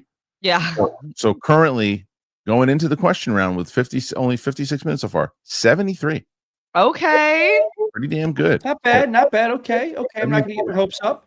And Derek Johnson Derek Johnson. Derek Johnson put in a ton of super stickers and a bunch of super stickers and supports, and he knows that I value him. He always says I don't have to highlight all of them, but there's a ton in there as we lead up to. So I want to get to the first question, which is Ewok. Thoughts on the reports that Shogun's Anna Sawai will be joining Sam Mendes' 4 Beatles films as Yoko Ono? I don't know. That would be really cool. That would be great. Oh, I love her. Yeah, she'd be great. She would be great. That would be I think that's sounds like a perfect casting. This is what social media is hilarious, is that all these clips, I'm sure you guys have seen it. It had to have hit your algorithm, but the Yoko Ono Chuck Berry clip. Oh my God. I feel like I see it every other day. It's like they were recording together, Chuck Berry and John Lennon, and they're singing the song. I think they're singing Johnny Be Good, I think. It's off to the side, and she just starts belting into the microphone, and Chuck Berry goes like this. Oh no. It's so bad. And they basically shut the mic off on her because it's so bad. But I'm very curious to see. I think she's great. Anna Sawai, is that how you pronounce it? She was wonderful in that show, man. Shogun, she was really, really good. Next one. She's really great. El Baba Yaga. Steph, I'm so jealous that you get to experience the Pirates of the Caribbean for the first time. Johnny as Captain Jack is iconic, as Robert Downey Jr. and Iron Man. Fun fact, Jim Carrey was the original choice for Jack. I didn't know that. Oh my gosh, that would have been very interesting. How many of you watched? Different movie. How many of you watched so far, Steph? I've watched 2. And what do you think thus far? I thought the first one's the best so far, but I like the second one. I think it's fun. Steph, and I'm fearful for the next. How old were you when those came out? I was the right age, so I should have seen it, but I think my parents just didn't really care. You're probably 2003 was the first one. So what were you? Yeah, 10? so I was 10. Yeah. You might have been a little young. Yeah. That's crazy to me. Here's something that's gonna blow your mind, Steph. Here we go. Yeah. I was one of the very first Jack Sparrows at the Magic Kingdom. Oh, that's fun. See you doing that. I could you definitely see you doing that. Definitely. Yeah. Well, Larry Kortowitz, sorry, Larry. Hello, Kristian and friends. I've been digging the Squid Game reactions. Hope you keep them up. I'm going to. I did the second one, Steph, yesterday. I just put it up this morning. Oh, nice. They're not doing well. I knew that they wouldn't. But I said I originally said if they don't do well, I'm gonna stop doing it. I'm just gonna finish season 1 to season 2 and see if I catch up to season 3. And by the time I get to season 3 and people still don't care, then it is what it is. But I'm gonna give it a shot. I'm really enjoying the show. So those are like the appetizers. You didn't ask for my advice, but one time we did there was a show that I was watching that had like a great fan base of like everyone who wanted us to watch it, but it wasn't getting the views because the fan base was just so we put them all as a compilation. So Luke had suggested I do like 2 episodes at a time. Yeah. Instead, and I'm considering it, but I'm going to look. The first one did like 7,000 views, and second one, and then you look at Infinity War tomorrow is going to be the one everybody right now is interested and knows. It's just something I always wanted to do. So I might just pump them out one at a time. I might do the style, putting them together. I don't know yet. We'll see. Mike Joyce, Invincible season 3 today. Any of yous watching? I know that Coy and Winston are. I don't know if you guys are watching. Yeah, I'm not yet. I still have to catch up to season. I'm not done with season 2, so I should be ready to even it out by next week. Yeah. Zeus Fleming. I'd love to see Adam Scott play Sinister. He was a great Moriarty, and I think he could play it similar. When was he Moriarty? That's interesting. When was he Moriarty? I don't remember that. I don't know. Maybe a TV show. Was he, or was he Moriarty in the Lucy Liu version? I don't remember. I don't know. Elementary? I'm not sure. That's interesting. Okay, Adam Scott is great though. He's really good. He's really good in Severance, man. Mike Joyce, a lot of buzz about tonight's Severance episode. People that have seen it say we need to watch it as soon as it drops to avoid the internet spoiling it. That's good to know. I got to catch up from last week's, and then I'll probably watch both today. So here's a Kanye Cadian. Thank you so much. What a very, very generous super chat. Thank you. Appreciate the Squid Games episode 2 reaction. Thank you. I understand you are running a business and the demand might be not where you need it yet. Hopefully, again, thank you. Does Big Balls have a take on Squid Game? He does. Steph, do you want to hear Big Balls' take? Yes. On Squid Game? Okay, I'll let me see if I can. He's sleeping, but I think. Okay. Hey, Hi. how you doing? Good. The people keep asking what your thoughts on Squid Games were. I know you watched it maybe with Kristian. Oh yeah, listen. So there was this little what the hell was she? An ostrich. I was dating this ostrich back in the day, right? Oh she my was gosh. she was my mama. And we went to the ocean together, and she was slapping me around, and I was loving it. And I was bouncing around from whale to shark to minnow to whatever it was. Oh my gosh. Oh yeah. And she got kinky. And you know what she did? What? She slapped me in the balls with a squid. And I said, what kind of game is this? And I said, oh, these are the Squid Games. Yeah, baby. And that's what we did. Yeah, we did the Squid Games. Is that what you said? That's exactly what I was talking about. I just didn't know the origin story. Oh, yes. That's the origin story. She was loving it. And then, and then I left. love it. Oh, yeah. I still got scars. But, but I had to leave her in the dust. What? I know, I'm sorry, but I'm a player, baby. You know After she showed you every different aquatic animal? Yes, but can I tell you something that I know you're gonna appreciate? Yes. This man right here is a bitch ass. Oh. Yeah, bitch ass trick. That's what you are. A bitch ass. Hey, Big Balls. What? Your big balls are looking kind of small today, pal. What happens? You called outside? I drained them in your asshole when you were sleeping. Those things, like 2 shriveled up raisins. You're making wine over there with those things? Please, they're bigger than you must. Why don't you fix your computer, you little bitch ass? Surprised you. That's all you got? My computer? We're making up on my computer again? I can't hear you. I'm bored. Look at those things. Pathetic. All right. Well, he left. Nice. Mike, I like that you stand up to him, though. I got to tell you. That I'm was not actually I ain't taking shit from no one, especially no squirrel raccoon with big nuts. No, sir. I don't blame you. No, sir. No, sir. All right. Next one is Captain Penis, Dan Fogler over Paul Giamatti. Wow. I actually really, it's funny. I definitely, when I first started doing Schmoes, it was harder on Dan Fogler. I didn't really, there was a couple movies it was that Take Me Home Tonight or other things. And I was like, I know they're trying to push this guy on us. And then the more and more I started watching, I really liked him. And then I had the opportunity, actually, he was my first interview I ever did at Collider, my long form interview for One-on-One with Kristian Harloff. He's a really nice guy. I've interviewed him since we did for the, what was it called? Oh my God.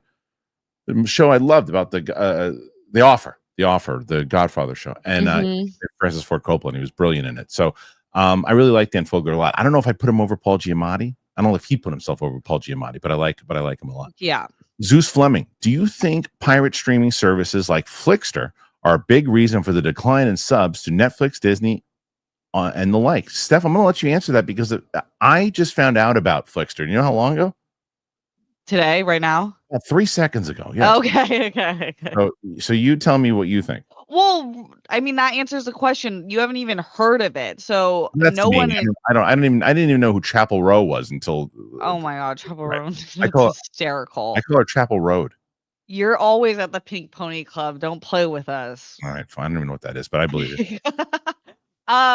No, unless I'm living in a whole, no one I know uses these services. So even if I knew one, I would probably think, oh, maybe there's a bigger community, but I don't know anyone who's doing that. And perhaps if I hadn't heard a lot of the overall opinion that Disney Plus doesn't feel like it's for them anymore, right, then I would maybe think there's something to that. But I think it's really just interest on what they have and how people feel about it. Yeah, that's good. That's a good answer. Dancing Dog 60. Do a Disney Hulu ESPN bundle. It's a good deal. That's what I do. That's what I have. Yeah, that's what I have. Yeah, that's the easiest one, I think, for sure. I agree. It is a good deal. Go, pal. I can see where the NFL wouldn't want people to advertise with the name Super Bowl unless you pay them, but it makes no sense for articles of press. Sure. Like if you're advertising it, like if someone's advertising their brand, it's like, hey, pay us to advertise it. Sure. But if you're talking about it, you can't say our name. You can't say it. Screw you. I'm not going to watch you stupid. Yeah, that's super diva. It's so stupid. It's the World Series doesn't do that, and the World Cup doesn't do that. The Olympics don't do that. It's like, what are you talking about?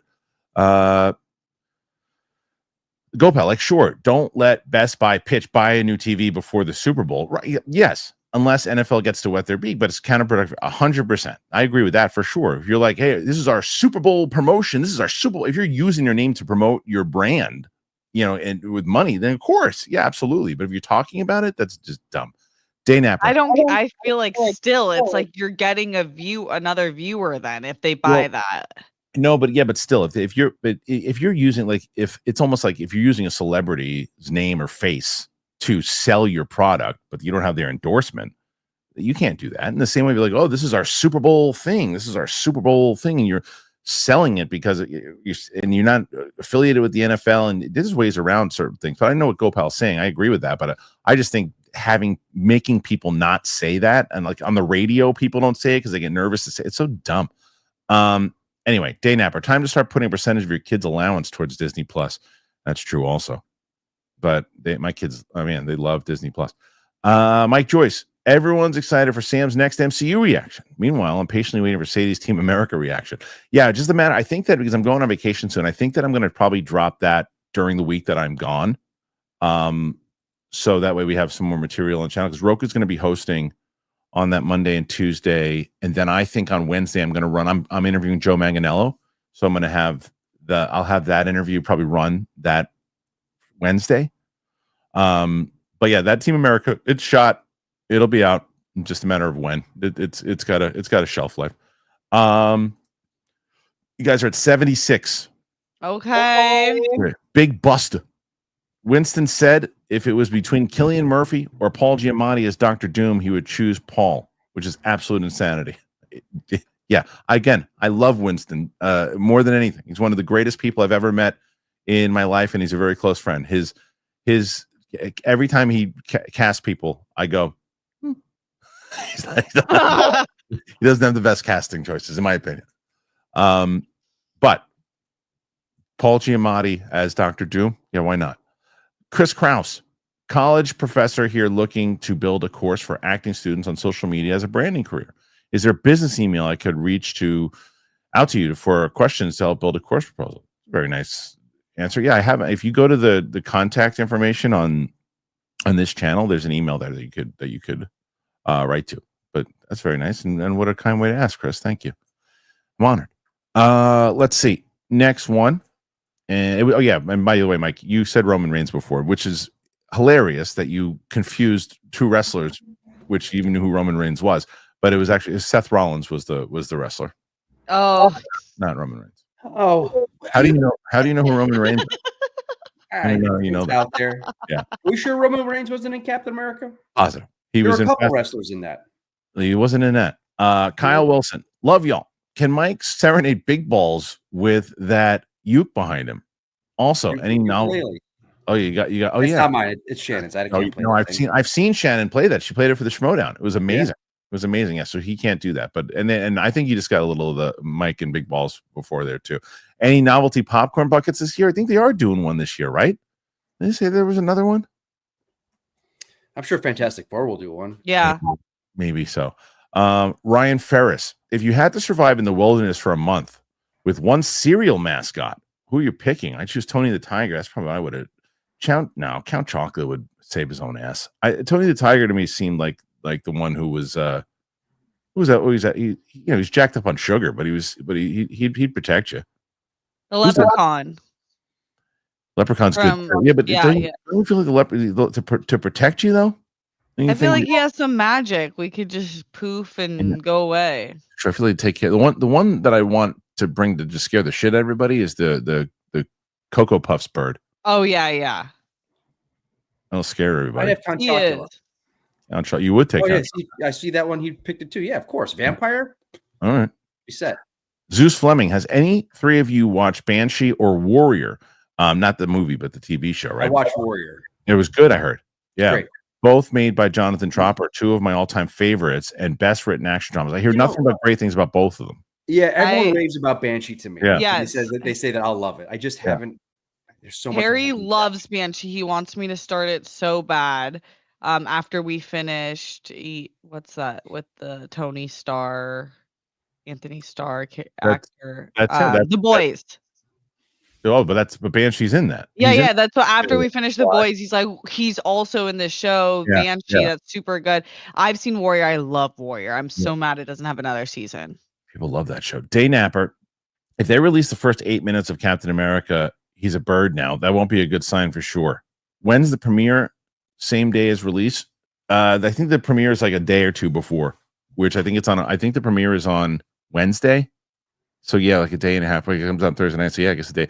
It's not a great sign. I'm going to see it on Tuesday in the morning, and the social embargo is usually you can do it right afterwards. The social embargo for that movie drops that night.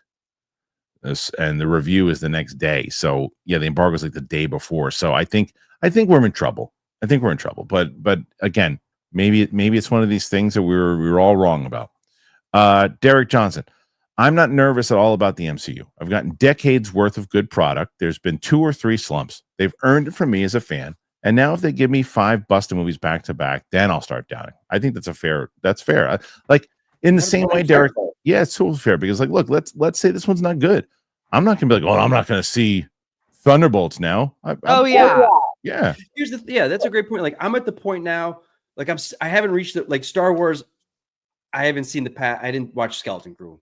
Yeah. I'll go for Andor, but Marvel's not at that point for me. But I shouldn't say that. I didn't watch What If or Agatha. I think you would have liked Agatha. There's just me too. Too much out now, and it's got to really grab me. Right, but the movies you're still on board for. Movies I'm not missing. Right, yeah. Right. Nathan Drake, there's one for you, Mike. Mike looks more like Reed than Pedro Pascal. There you go.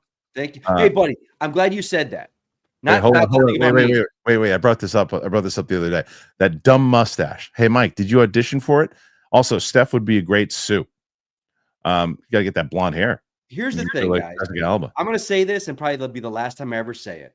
Yes, I can't wait. I Oh, think wait, Pedro hold on. Pascal is a phenomenal actor. When he was cast as Reed, I'm like, okay, the mustache is driving me fucking crazy. Reed has never had a mustache. He hasn't had a beard, but you're a scientist in the 60s in NASA space age. They didn't have mustaches, and they sure as hell didn't have 5 o'clock shadow. It just wasn't done. And I know this is different universe. Different universe. Doesn't matter. Oh, you're a scientist. You're going off the 60s vibe, the Mad Men vibe. Watch Mad Men. They didn't have mustaches. Maybe in the 60s in that. And I know it's Pedro Pascal's thing. I know it's his thing. He's a sexy man with a mustache. It'll grow back. And again, it's so stupid that I'm arguing that this bothers me. It's not going to affect my love of the movie.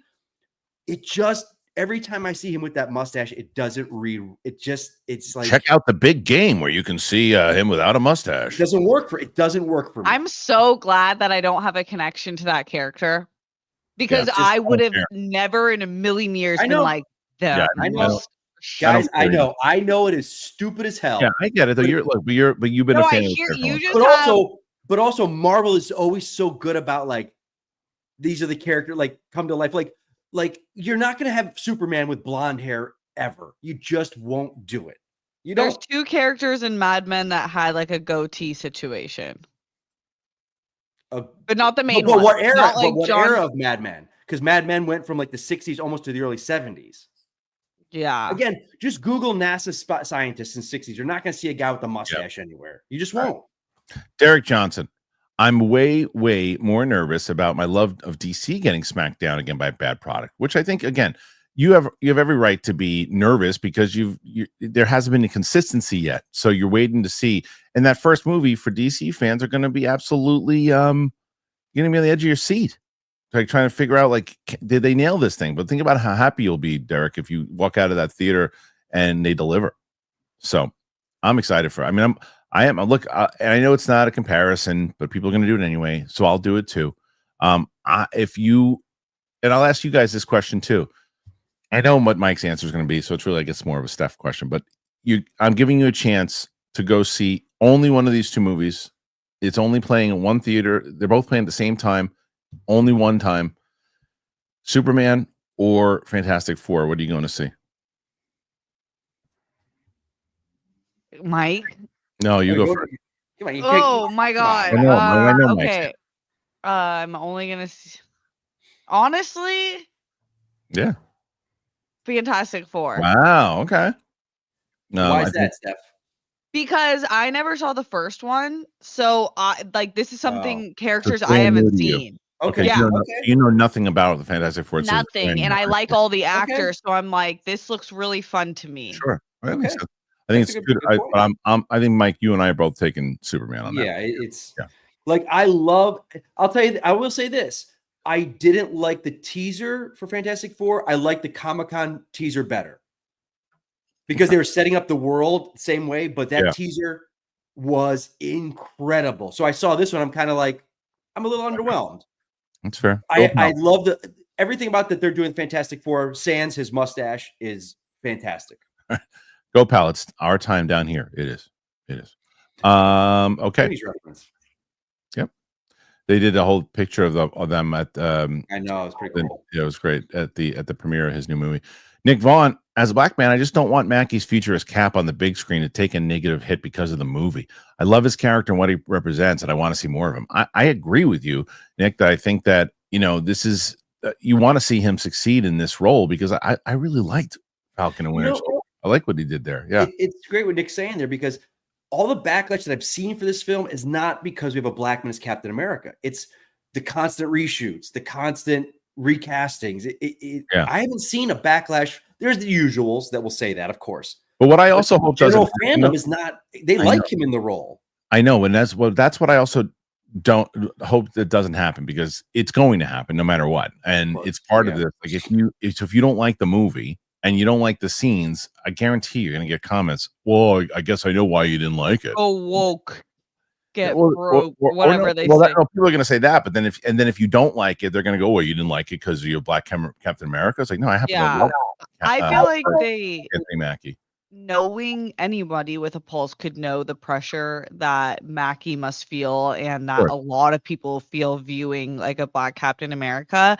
And if this movie isn't good, I feel like that is such a disservice to him and I so agree. unfair. He's so great and Sam is such a great character. And like Yeah. going back and rewatching these movies, and his evolution to where he got where he got. It's great. Hopefully he gets a good movie. We'll see. Randall W. Just supporting the bar and Kristian as a bouncer. Thank you. If your opinions are so fragile that another opinion threatens you, then do some self-work. Peace. Hell yeah, Randall.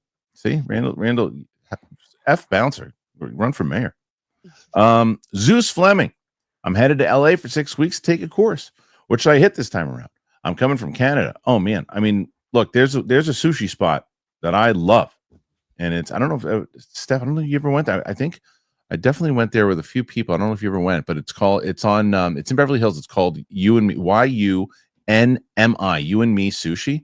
And it's like on Little Santa Monica in Beverly Hills. It's the best. And I miss it so much. So I would recommend going there if you like sushi. My two favorite, when people are visiting, I'll take them here because I just know it's good food. Is there's Bakari, which has a few different locations, and they do like kind of tapas style, and then Gelana in Venice on Abbot Kinney. Okay, Mike, what do you say? Universal Studios, Mike? Go see Mike. Yeah, I mean, gosh, people come here. I don't know, man. What I like about you, the best color man in the business. I don't know. All right. The Huntington Garden. What should I hit this time around? Is he talking food? Is he talking the sites? I think he's saying in general. I'm not. You should go. I'm not a foodie like you guys are. I don't have food places I like to hit. Like I don't consider myself a foodie, but don't you? You just listed off two food? places I've never heard. I like sushi from Bric-a-Brac, and then I like to go if you really want some Asian fusions. What do you Mr. eat? Chibs. Are you the type that eats like chicken and white rice? Brown rice. Like every day? Yeah. I make a slow cooker at the top of the week, Steph, and I've got my broccoli, my rice, and my chicken all day. Oh, look at this. Oh my God. You know what? Hey, big balls. You know what? You look like you could eat some brown rice and chicken. You're looking a little flubby there, pal. I almost can't see those big balls over your belly there, pal. Why don't you go work out? Why don't you go chase some what this is? cats up a tree, you shithead? You see what this is? This is me profiling for your lady. Where's Lady Corruption? Get over here. Come here. That's right. I'll steal your lady. I'll steal her. That little thing down there, that little pea shooter can't satisfy her, buddy. Trust me. Like Shannon doesn't eat that, does she?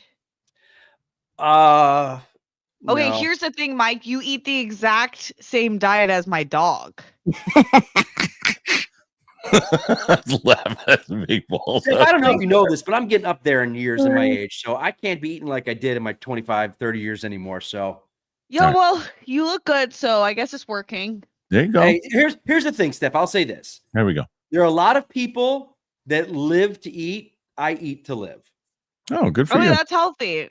That's my philosophy on life. Me too. Again, if you've ever seen my sweet tooth, that would go against that because the amount of chocolate that I love to consume and sweets. So, yeah, that's your cheat.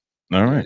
Okay. All right. Well, thank you for that long-winded explanation. All right. So now we're gonna get to the next question, which indeed is from Armada.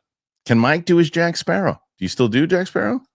I don't. Let me try and give me a second. I'll come back to that one. I gotta pull it out. It's been years since I've done it. Tell me when you're ready. Yeah. All right. Fascia Brut.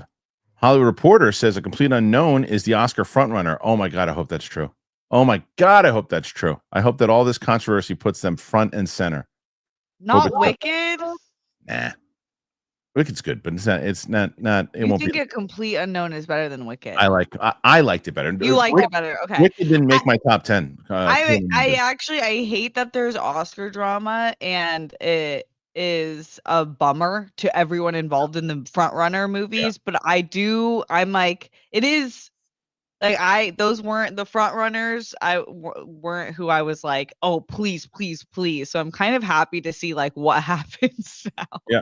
I'm about an hour and a half, almost 2 hours into Brutalist. I think I have another 6 hours left, but it's a really good movie though. So far, I'll tell you that we're really enjoying it. Just we watch it right before we go to bed, and we're both like, "Can we keep going?" We're like, "No, we got to wake up tomorrow." Right.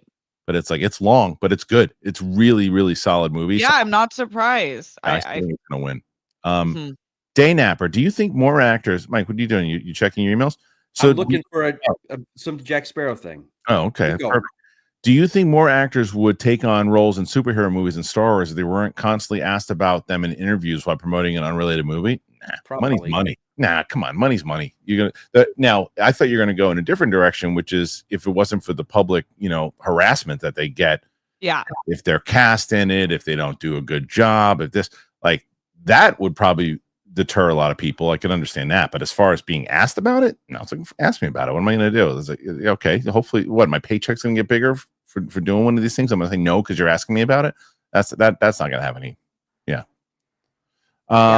Armada, the Joe Piscopo interview was great. Thank you, man. Not on streaming, but Johnny Dangerously is on Internet Archive. Oh, I love that movie. Have you ever seen Johnny Dangerously, Steph? No. Oh, I would love to get your opinion on that movie. It's such a silly, stupid sense of humor, and I love it. Amy Heckerling, who did Fast Time at Ridgemont High and Clueless, she directed it, and it's great. But you're a Saturday Night Live girl. I had Joe Piscopo on. We talked about Eddie Murphy and doing all that stuff and about performing Frank Sinatra for Frank Sinatra. It's pretty damn great. That's something. Frank Sinatra was so good. It was, dude. He did. You know what I didn't know that he did really well, because he was on the show and on as I'm talking to him about, he was telling me a great story how Rodney Dangerfield essentially gave him the intro, how to intro somebody, because when he used to bring Rodney up one day, he was in the club and he goes, Rodney, get on up here, and he did a dead on impression of Rodney. He's like, hey kid, and he did the whole thing, but he nailed it. And I was like, wow, he just sounded just like him. But I enjoyed talking to Joe. We talked for about an hour. So if you guys haven't seen that interview, it's up on the channel now. Armada, genius movie pitches, Death Race 2000, but with porn stars and Mark Ellis. Okay. That sounds good. Yeah. Totally. Yeah, sure. Kyle Wilson, anyone seen 1985's The Stuff? Hilarious, campy. No, I don't know. Which one is that? I remember that. It was like a ice cream or something that ate people. Oh, really? Yeah, even better. That's where you go. Oh, is that you? Yeah. Oh my God! What? Good, dude. That's really good. Text that to me. Text to me. I'll put it up on the screen. Yeah, that was I was one of the very first ones at the Kingdom that when they brought the character to the park, it was myself and like 3 other guys, and so it was text that to me. Armada, really hope Sinatra biopic happens someday. It was supposed to. Leonardo DiCaprio was supposed to do it, which is interesting. Yeah. Derek Johnson, agree on the Pedro Mescal mustache, Mike, was the only thing that took me out. Right? And again, it's so stupid. I know it's awful because he's such a good actor, but man. Zeus says Reed has had a beard many times in the comics, but maybe never just a mustache. The beard is just, he's always been he's had a beard. That's more a modern thing, but yeah. Even the mustache. Weird choice. AP Brunette. Hilarious. Kristian loved your Joe Piscopo interview. His Rodney Dangerfield is insane. It sounded just like him. He did. Did you ever see his bit with SNL? I think Eddie Murphy was Stevie Wonder, and they sung Ebony and Ivory. Oh yeah. Oh my God. Been watching that. You are black and I am white. Yeah. Life's an Eskimo pie. Let's take a bite. He says to me, he goes, he said, you are blind as a bat. He says, and I have sight. Yeah, best. Fascia Bruta. Kristian, what do you think about the Critics' Choice Awards on Friday? It's the only, and it's not just because I'm in it, it's the only award show that I really take with merit. I think that it is because you actually have all of those people who are voting have seen the movies and they know the movies, and it should be the only awards that really count. It should be the most prestigious, way more than the Oscars. Zeus Fleming, thanks for the heads up. I love the show. Hit up the Rams and Lakers game last time and the Oscars. Oh wow, Hall of Fame, Oscars Hall of Fame. Okay, got it. That's good. The rat is cringe. Poor Big Balls. The rat. Oh, the rat. We called him the rat. That's my favorite, by the way. See, there's a difference there. When somebody shits on Big Balls and says he's the worst, he should never be on the show. That's my favorite because that means he's going to show up more. Like I love annoying people with him. I love making people laugh with him, but I think I love annoying people with him more. A little more. Yeah, I think so. Johnny Bravo, Rebirth, Superman, and Fantastic Four all release in July. Which one is most likely to change dates? Oh yeah, I forgot to say Happy Lunar New Year's to you last week, Steph. Thank you. Rebirth, Superman, none of them will move. None are moving. At this point, they're not moving. You can't. Where are you going to put it? But I saw this. I saw they had Rebirth. What's Rebirth? Jurassic? That's Jurassic World, yeah. So, but I saw that I think that there's 2 weeks between Superman and Fantastic Four, and I think there's like 10 or 11 days between Rebirth and Superman. Like, yeah, you'd want more time, but in a crowded summer, that's a pretty good breathing room. Yeah, you forget like when the summer movies before pandemic and when summer movie was thriving, it was big release after big release every week, maybe one or two every week. So the fact that you got almost 2 weeks between both those two, that's nothing to worry about. I think that's actually really good because it gets people in the summers instead of like I can only see one movie this month. They're seeing all 3 of those. So it'll be a good summer, especially considering last summer was so bad. True. There's nowhere to put him though. Also, there's just nowhere to put him. Where are you gonna put him in December next to Avatar? Good luck. Yeah. George Chakoff just puts in a $10 super chat. Thank you, George. Thank you.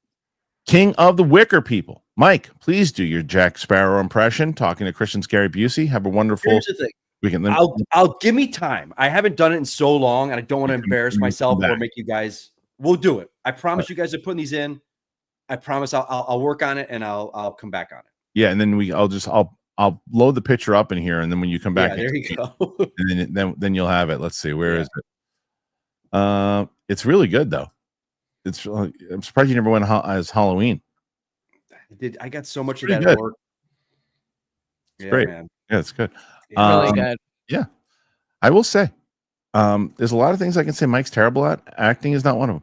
Mm-hmm. My career with Disney Universal has allowed me to have some really cool things. It's like it was like right at the height of its popularity. And that's a lot of fun. It was like a rock star. Hey, Mike, have you seen Stan Lee's version of Superman that he did for DC? He was blonde and it didn't work. Did any of you like President Reed from Doctor Strange? Oh, yes, Stan Lee did a series called Stan Lee Imagines, and it was like his take on the DC character. And they were so different. Yeah. Some of them worked for me, most did not. Okay. Reed, they did that because he was just rumored for the role. He was the rumored, and he was cool in a really bad thing. Yeah, I liked him in it though. I thought he would have been interesting in I think if they went with him, he would have been great. Yeah, totally.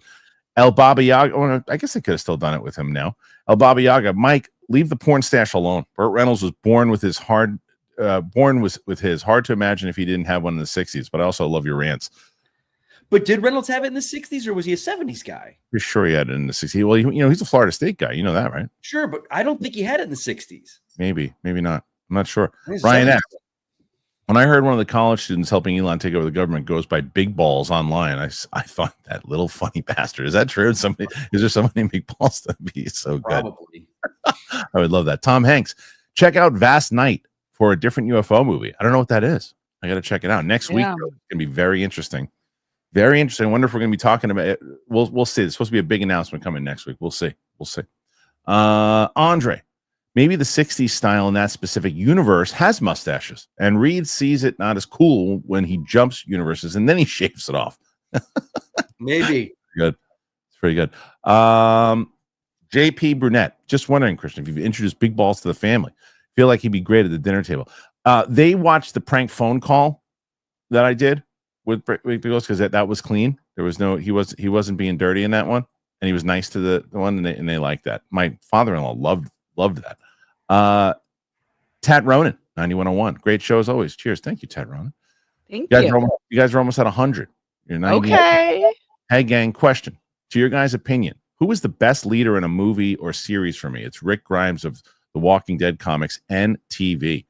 Best lead? I mean, Tony Soprano. Leader or lead? Oh, he says leader. Best leader.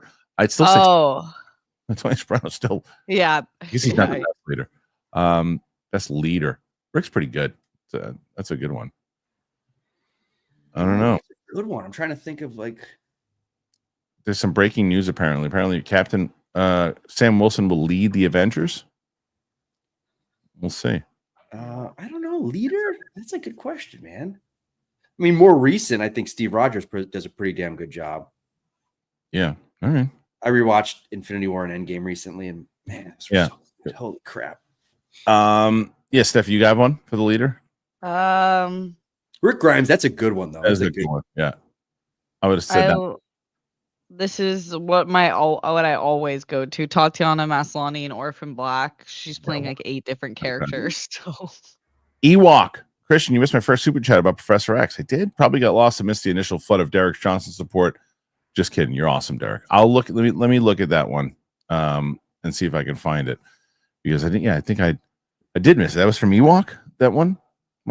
Thoughts on the reports? No, I got that. That was the Beatles one I got from Ewok. I'm not seeing another one from Ewok, but maybe I did miss it. Let's double check. What else, Steph? What's going on with the World Girls while I look for this? We are still live Wednesdays, 6 p.m. PT usually, unless we say otherwise, and then on Patreon and the Discord. So check us out. And then I think you'll see Rox at the Critics' Choice Awards too. Who is? Roxy's going with Brad. Roxy's going with Brad. Yeah. Mm-hmm. I know she was bummed because she's like, "You're coming in for that one, right?" I'm like, "No, I'm not." She's like, "What? I'm finally going." I'm like, "No, not going." Not going. Oh, yeah, I thought you were. Yeah. No, because I had to choose. I think I'm going to try to go to CinemaCon this year. Okay. Ooh. So I got to choose which one I'm going to go to, and I think to me that's the one I want to check out this year. And besides, we'll see next year. We'll see all the movies that are coming out this year. Probably definitely go in 2026. I'm trying to find Ewok's question. I'm not seeing it. Maybe you sure it went through? I'll double check again, but I am not seeing it here. Even through everything, it might not have gone through, my friend. But let me see. Still looking. Mike, what else is going on with you while I look for this? Oh, let's see what's going on. I've started finally my second book, so that was a long time coming. What is it? It's a novel, my first novel. I was gonna start writing it in the pandemic, and then the Bond book kind of fell in my lap with Brad, and that took a couple years of my life. And then I just procrastinated my ass off for a good year or so with this book. That it's kind of it's an action thriller in the vein of a Tom Clancy film, Tom Clancy, that novel type series. So I said I don't do resolutions, but this year I was like, I'm sitting down at that computer to write for an hour, and if I don't even type anything, I'm still staring at that computer, not doing anything else. But once I get going, I don't know about you guys. I'm a procrastinator, but once I get going on something, I don't stop. Yeah, I know. Yes. Just sit down and do something. Right. Then I will keep going for hours. That's key. I think for writing is like, I just have to allot myself like 3 to 4 hours. And if I get 1 hour or 30 minutes, I'm like, whatever, but at least that's the only way I can do it. Yeah. So it's coming along great. I'm about almost 20,000 words in, and it'll probably be about 140,000 words. And I'm loving it because originally it started, the idea was as a television series, and Mark Andreyko of Schmodown, he had said, you know what, Mike, get a guy to draw 6 pages of it as a comic, and that way you control the IP. And I said, well, what if I write it as a novel? He goes, even better, than you control the IP. And then it just turned into this series of novels. And that's what, and you talk about Twitter and it's such a cesspool. I'm in writer Twitter as well with a lot of my favorite authors, and they don't have big followings because they're not like social media people, but they interact one-on-one and to kind of build this community. And it's such a good community of people. And then it just took off. I've got ideas for about 4 or 5 novels so far in the series, but I got to get this one going. I got to get it going. So yeah, it's good, man. That's kind of my life right now. Great. And then we have, we also have the Capes and Cowls comic book that we're going to have to record once, because Wicked Art is almost done with the series. And once we do, can't wait. I can't wait to do all those voices and everything too. Because we actually, you saw a little bit of a preview on today's show, because in the arc, Big Balls, Mike and Steph are running around together, and I got to pair up with that numbnuts. Yeah, and like basically he was doing exactly. That wasn't even intentional today. He's essentially he's hitting on Steph the whole time, and Mike and him are going at each other. I got to defend Steph's honor. I will always defend that honor. Ewok, I got to tell you, I don't think it went through, buddy, because I'm looking through this, and I don't see it. Here's something I know. So Shannon and I were kind of joking ourselves. We realized we don't take good pictures anymore together. Her and I were like, what happened to us? We used to take such good pictures together. And we're like, when was the last good picture we took? And we found it. It was your wedding. Oh, yeah. That was a great picture. That was the last good pictures we took, was your wedding. You know what I think it is then? Then you need better lighting. We need, the problem is she's like, I think we're just getting older. I'm like, I can't accept that. No. So maybe it's good lighting. Colored respectfully. Some of our selfies have been awful. Really? They are like awful. Real bad. Hey, happens. Okay, let's see. Do you think more what we did? Yeah, I went through this, poor guys. I went through the whole thing. I don't think it went through because I went all the way through, all the way from the back to, and I'm not seeing it. So I don't think it went through, my friend. I went through both the starred ones and this one, and yeah, it just took about 10 minutes to look for it. And it's not there. Okay, so then let's get to the next one, and we already got that one. We got Fascia Bruta. I love that name. You guys are at 110 right now, which is pretty damn good. Yeah, it's not good. That's great. That's insane. With 20 minutes left. But on a normal day, I would be Thrilled with ecstatic. 110. Yeah. You know what I'm saying? Like on a normal day, a normal week, if it wasn't for this week with Roxy, I'd be like, hell yeah, awesome. But like 2 something in a week? I know, it's pretty good. That's nuts. I know she And broke it's that not was Big Balls nuts she beat either. she beat Steph and Roka's previous which was I know. previous at 2 something. Crazy. Yeah. So all right. I'm gonna have to start doing impressions. Here it is. Yeah. Armada. St. Pete downtown is so much fun. Yeah, it really is. Jim one. Florida? Yeah. Mm-hmm. Why doesn't Universal Orlando do more with Marvel Island? I'll tell you exactly why. Why? I know why. Because they have the rights to only certain characters. And Disney and Orlando can't have them because of like the space between them. That's why out here at Disneyland they can have Avengers Campus and all this massive characters, whereas there they can't. So it's within the contract, but I think they only have the contract for so much. I don't think they can add anything. I think they could just keep like upgrading what they have. Yeah, it's a weird thing. Georgie Chakoff. Kristian, thanks for the years of content. Love you all. Thank you, Georgie. It's very kind of you. It was very nice. Jake, there he is. It's awesome that if you look up Universal on Google Maps, there are pictures and videos of Mike doing Psycho. Is that true? Really? It's amazing. That's true? Yeah. Apparently there is. Cool. Wow. Yeah. Oh, so apparently there is a. I don't know why I couldn't find it. Luke found Ewok's super chat. Since Blade isn't happening, why not cast Mahershala Ali as Professor X? Or will they go for someone younger since casting seems to be skewing younger overall? No, if they were like him as Professor X, if they were skewing younger, that actually would work around lining up to where the kids are because he's only like I think the kids are younger. Right, they're shooting 20s and 30s for the kids. The kids are like younger. I mean, Sadie Sink, if she's cast, is like 22. She's the one for Kitty Pryde, right? No, Sadie Sink would be Jean Grey. Jean Grey. There was one that they announced for Kitty Pryde that they're talking to. One that Snyder posted today. She looked good. Yeah, so the casting so far has been. It looks like it's been on. Professor X can be older. Yeah. He can be much older. I just think Mahershala Ali wants to do Blade and may not budge from that. I don't know. Sailed.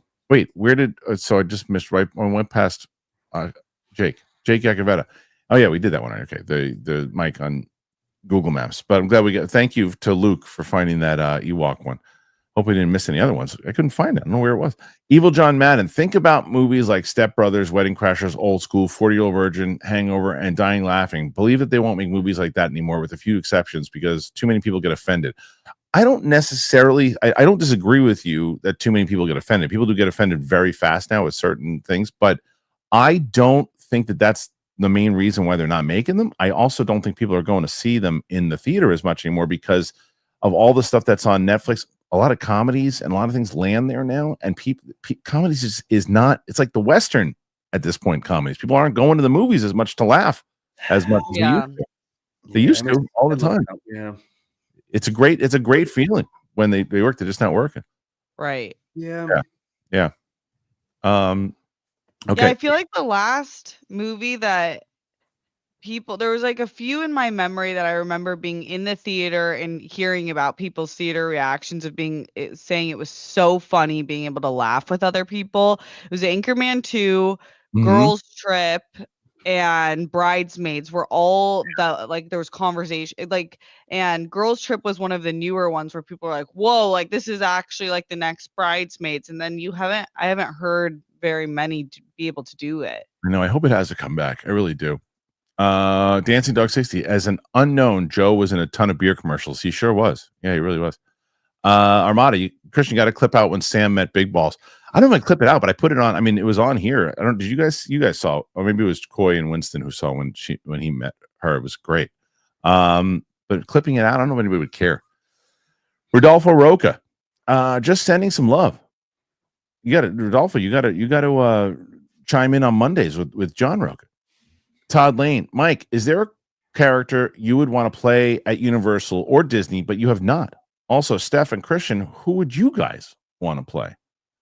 So far of the characters that are in the parks right now, I feel pretty like I'll say this: I'm pretty good as far as being an actor of like what I'm right for and what I'm not right for. So there was a time they had some of the Marvel costumes they have at Disney are pretty awesome. And is it any Disney character that I love to play? No. If that's the question, is any Disney? You guys are gonna, your Mike's gonna. You want to see Mike's eyes roll? You know what Disney character I would play? I would bring my wife to put on the red dress, and I would dress in the suit.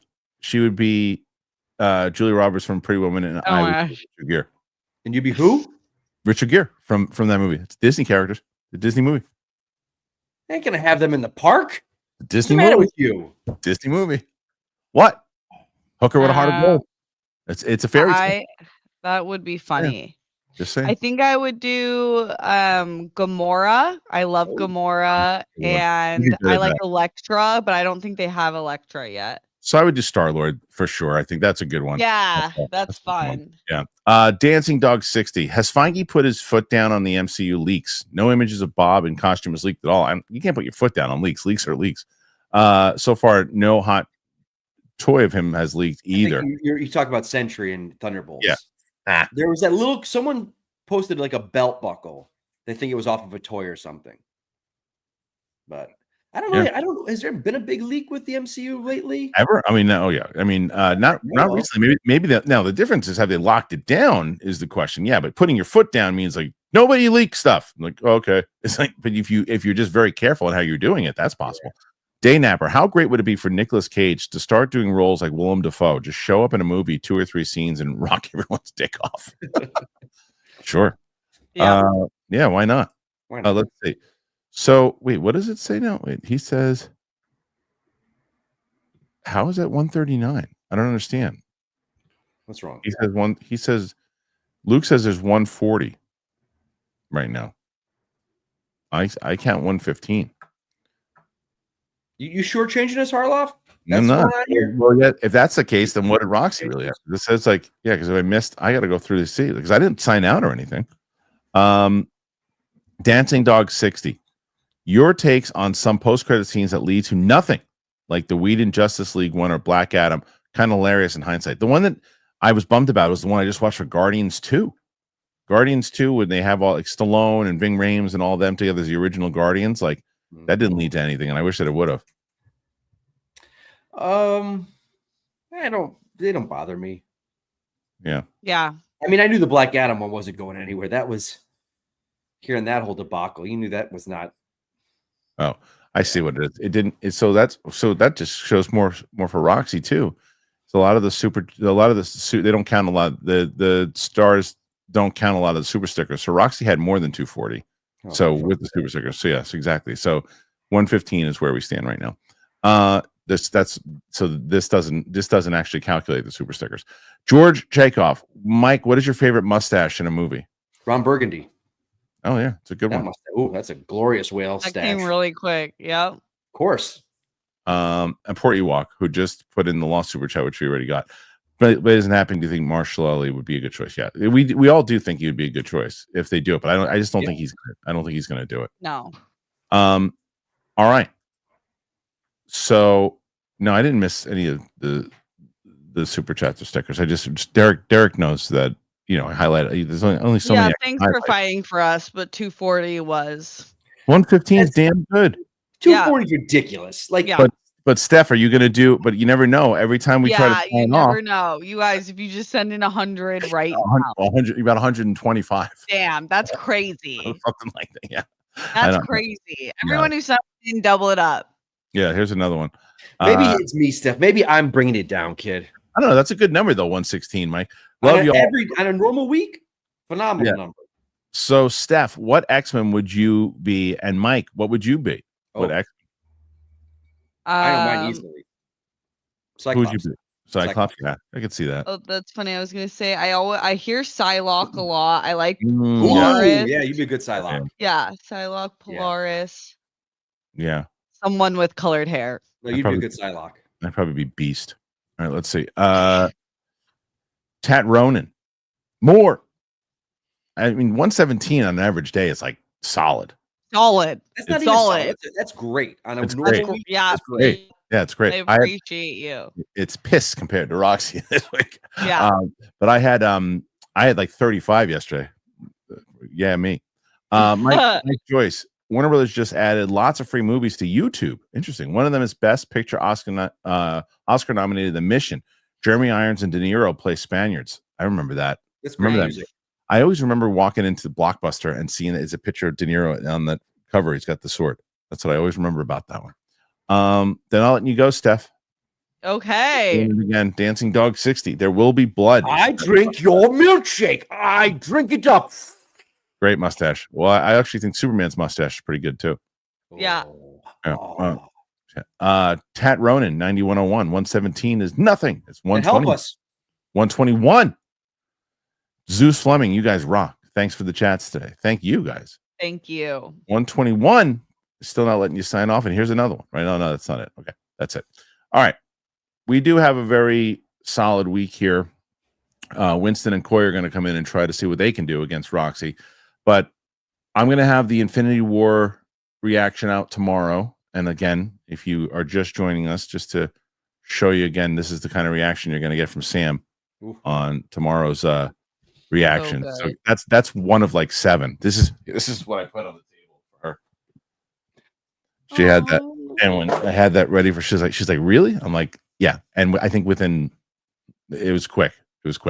So that goes out tomorrow.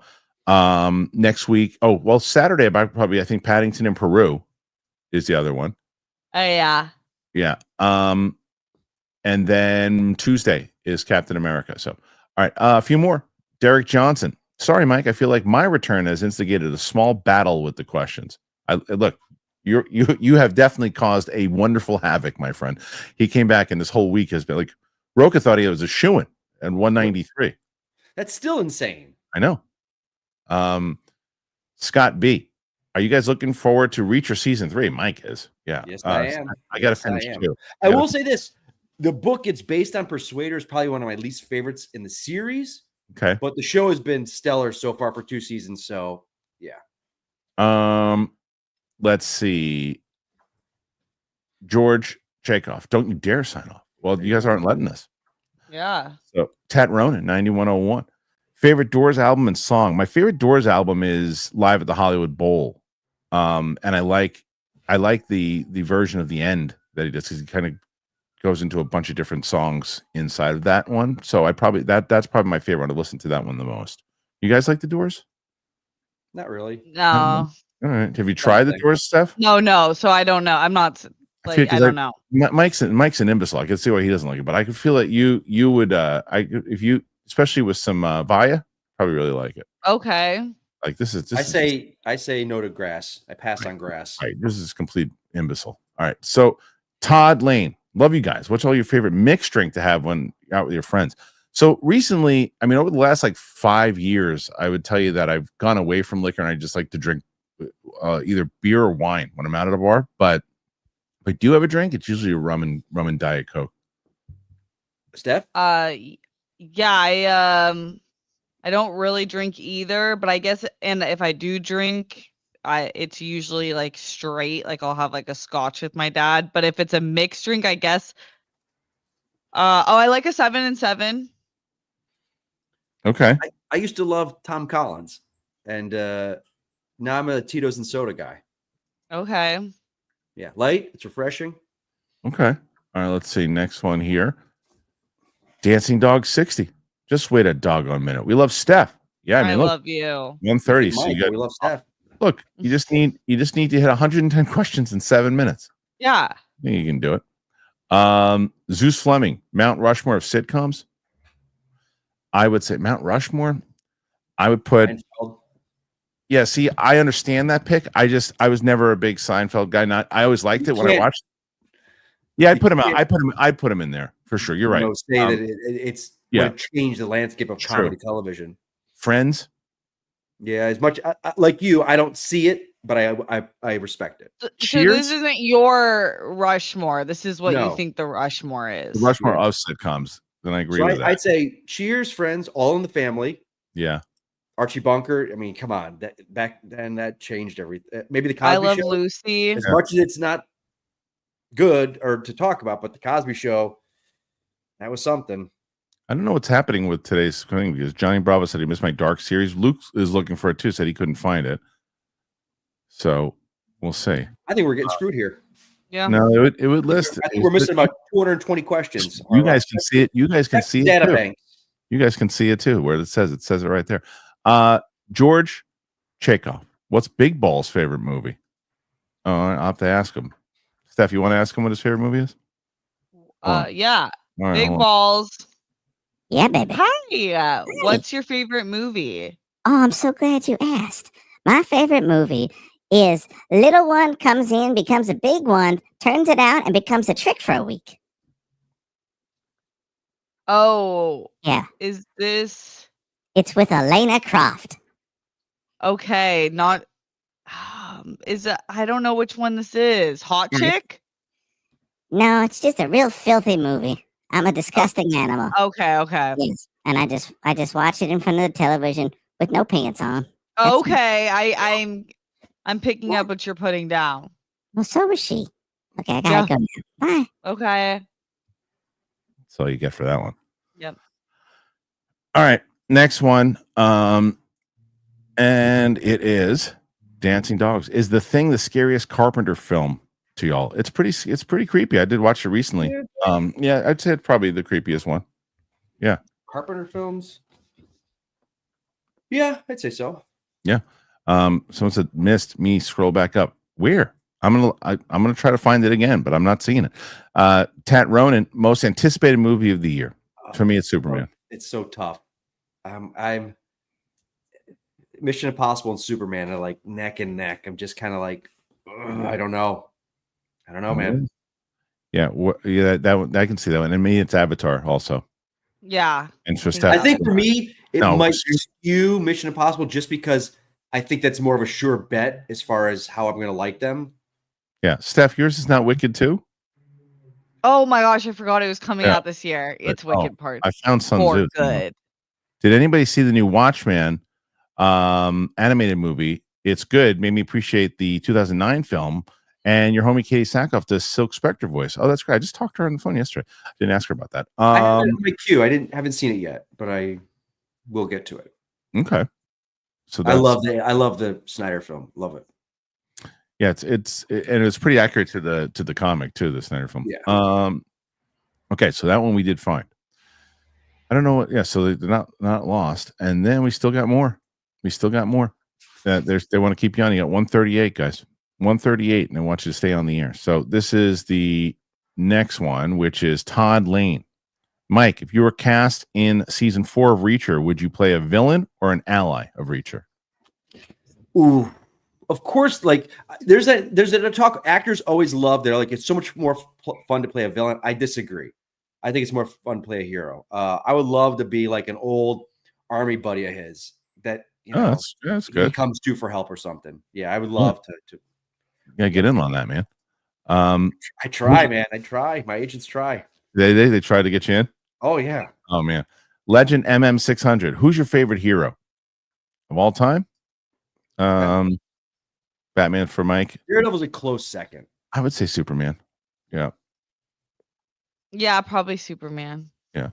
Dancing Dog 60. I predict a huge Frank Whaley comeback. I hope that's true. I love Frank Whaley. So great. Was great in career Hoffa. opportunities. Which Hoffa? Yeah, it was. It's also really good in the small role that he had in Pulp Fiction. Dancing Dog 60. Favorite sketch show besides Saturday Night Live? I'd say Mad TV and Living Color. Oh, Living Color. Kids in the Hall. Oh, Kids in the Hall. Also. I'm crashing your head. Crashing.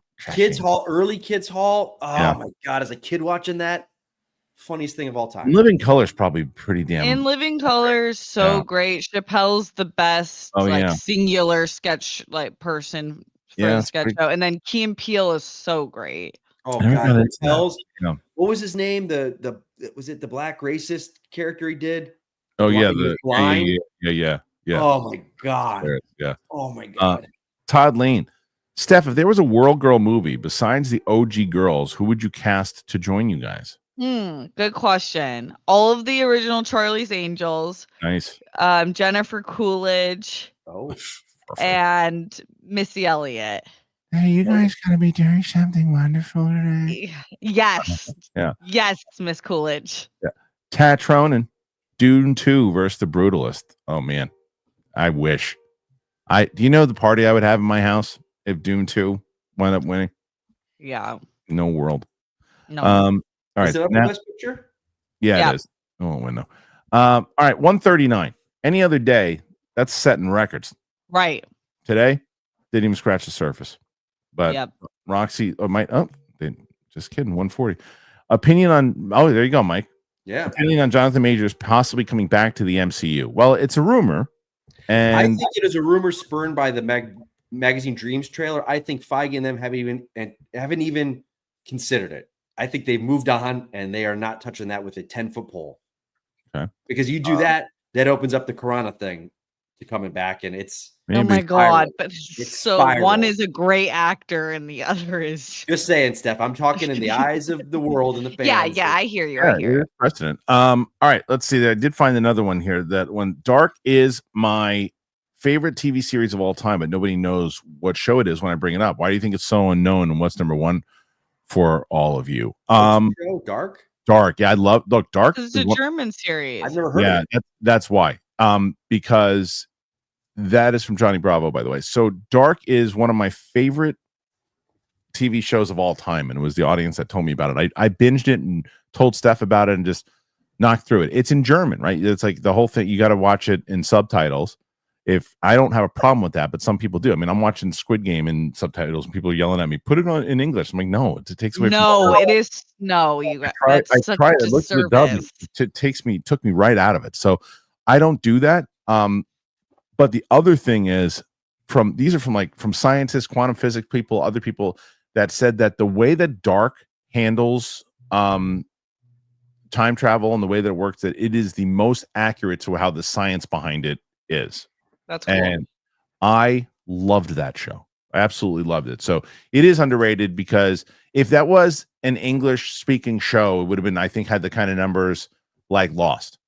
I really do. But it's harder because it was a foreign show. That's why it was buried. And people have like Steph, you never finished it, did you? No. And you would because of that. Yeah, it was so up your alley. It's so up your alley. Like if you finished it, it's brilliant. It's a brilliant show. It's one of my favorite shows of all time. Okay. And as far as Majors coming back to the MCU, for me, it's a matter of I think Mike's right on precedent, but I'll tell you though, I think that the reason why I buy some stock in it is that I think that from what the report was, they want to close up the storyline for like one movie. They're not going to have him come back and be like the villain for the whole thing. So if it's one movie, what if they I know showed him dead in the background or something? I didn't. I know there's the variance, but it was the chair that he sat in when they appeared. I know. George Chakoff. Everyone's sending support for Steph and Roxy. I'm just here to support Mike's pirate costume. Thank you. That's right, buddy boy. That's right. Dancing Dog 60. Monty Python counts as a sketch show. Yes. I mean, yeah, the movies are some of the best ever. The best. Georgie, 5 thumbs up for Dark. Yeah, it's beautiful. Zeus Fleming, favorite reality show. I don't like them, but addicted to the Traders. Reality. I need to start reality Traders. Everyone keeps saying that. I never watched reality, and then recently we got on Love Is Blind, and then now for the first time ever, I'm watching The Bachelor. Insane. Oh, yeah. I probably for me, probably The Ultimate Fighter is probably the best one. I loved that show when it was on. It was a very smart way to get people introduced to MMA. It was a great show. Okay. Well, hell yeah. 144. You guys did it. Any other week, you're celebrating. Yeah, you're celebrating. I can't even be mad. I'm No, it's still it is pretty crazy. You guys still would need almost 100 to beat Roxy right now. So either way, thank you guys for being here. Thanks to Mike. Thanks to Steph. Thanks to everybody who contributed today. Tomorrow will be Coy and Winston. But that's it. You guys were great, and I appreciate it. Make sure you comment, click like, do all of that. and Apple Podcasts, Spotify, anywhere podcasts are found. For myself, Mike Kalinowski, Steph Sabra, we will see you guys on the flip side. Check out the reaction for Infinity War tomorrow, everybody. Please go ahead and do that, and we'll see you on the flip side. Bye.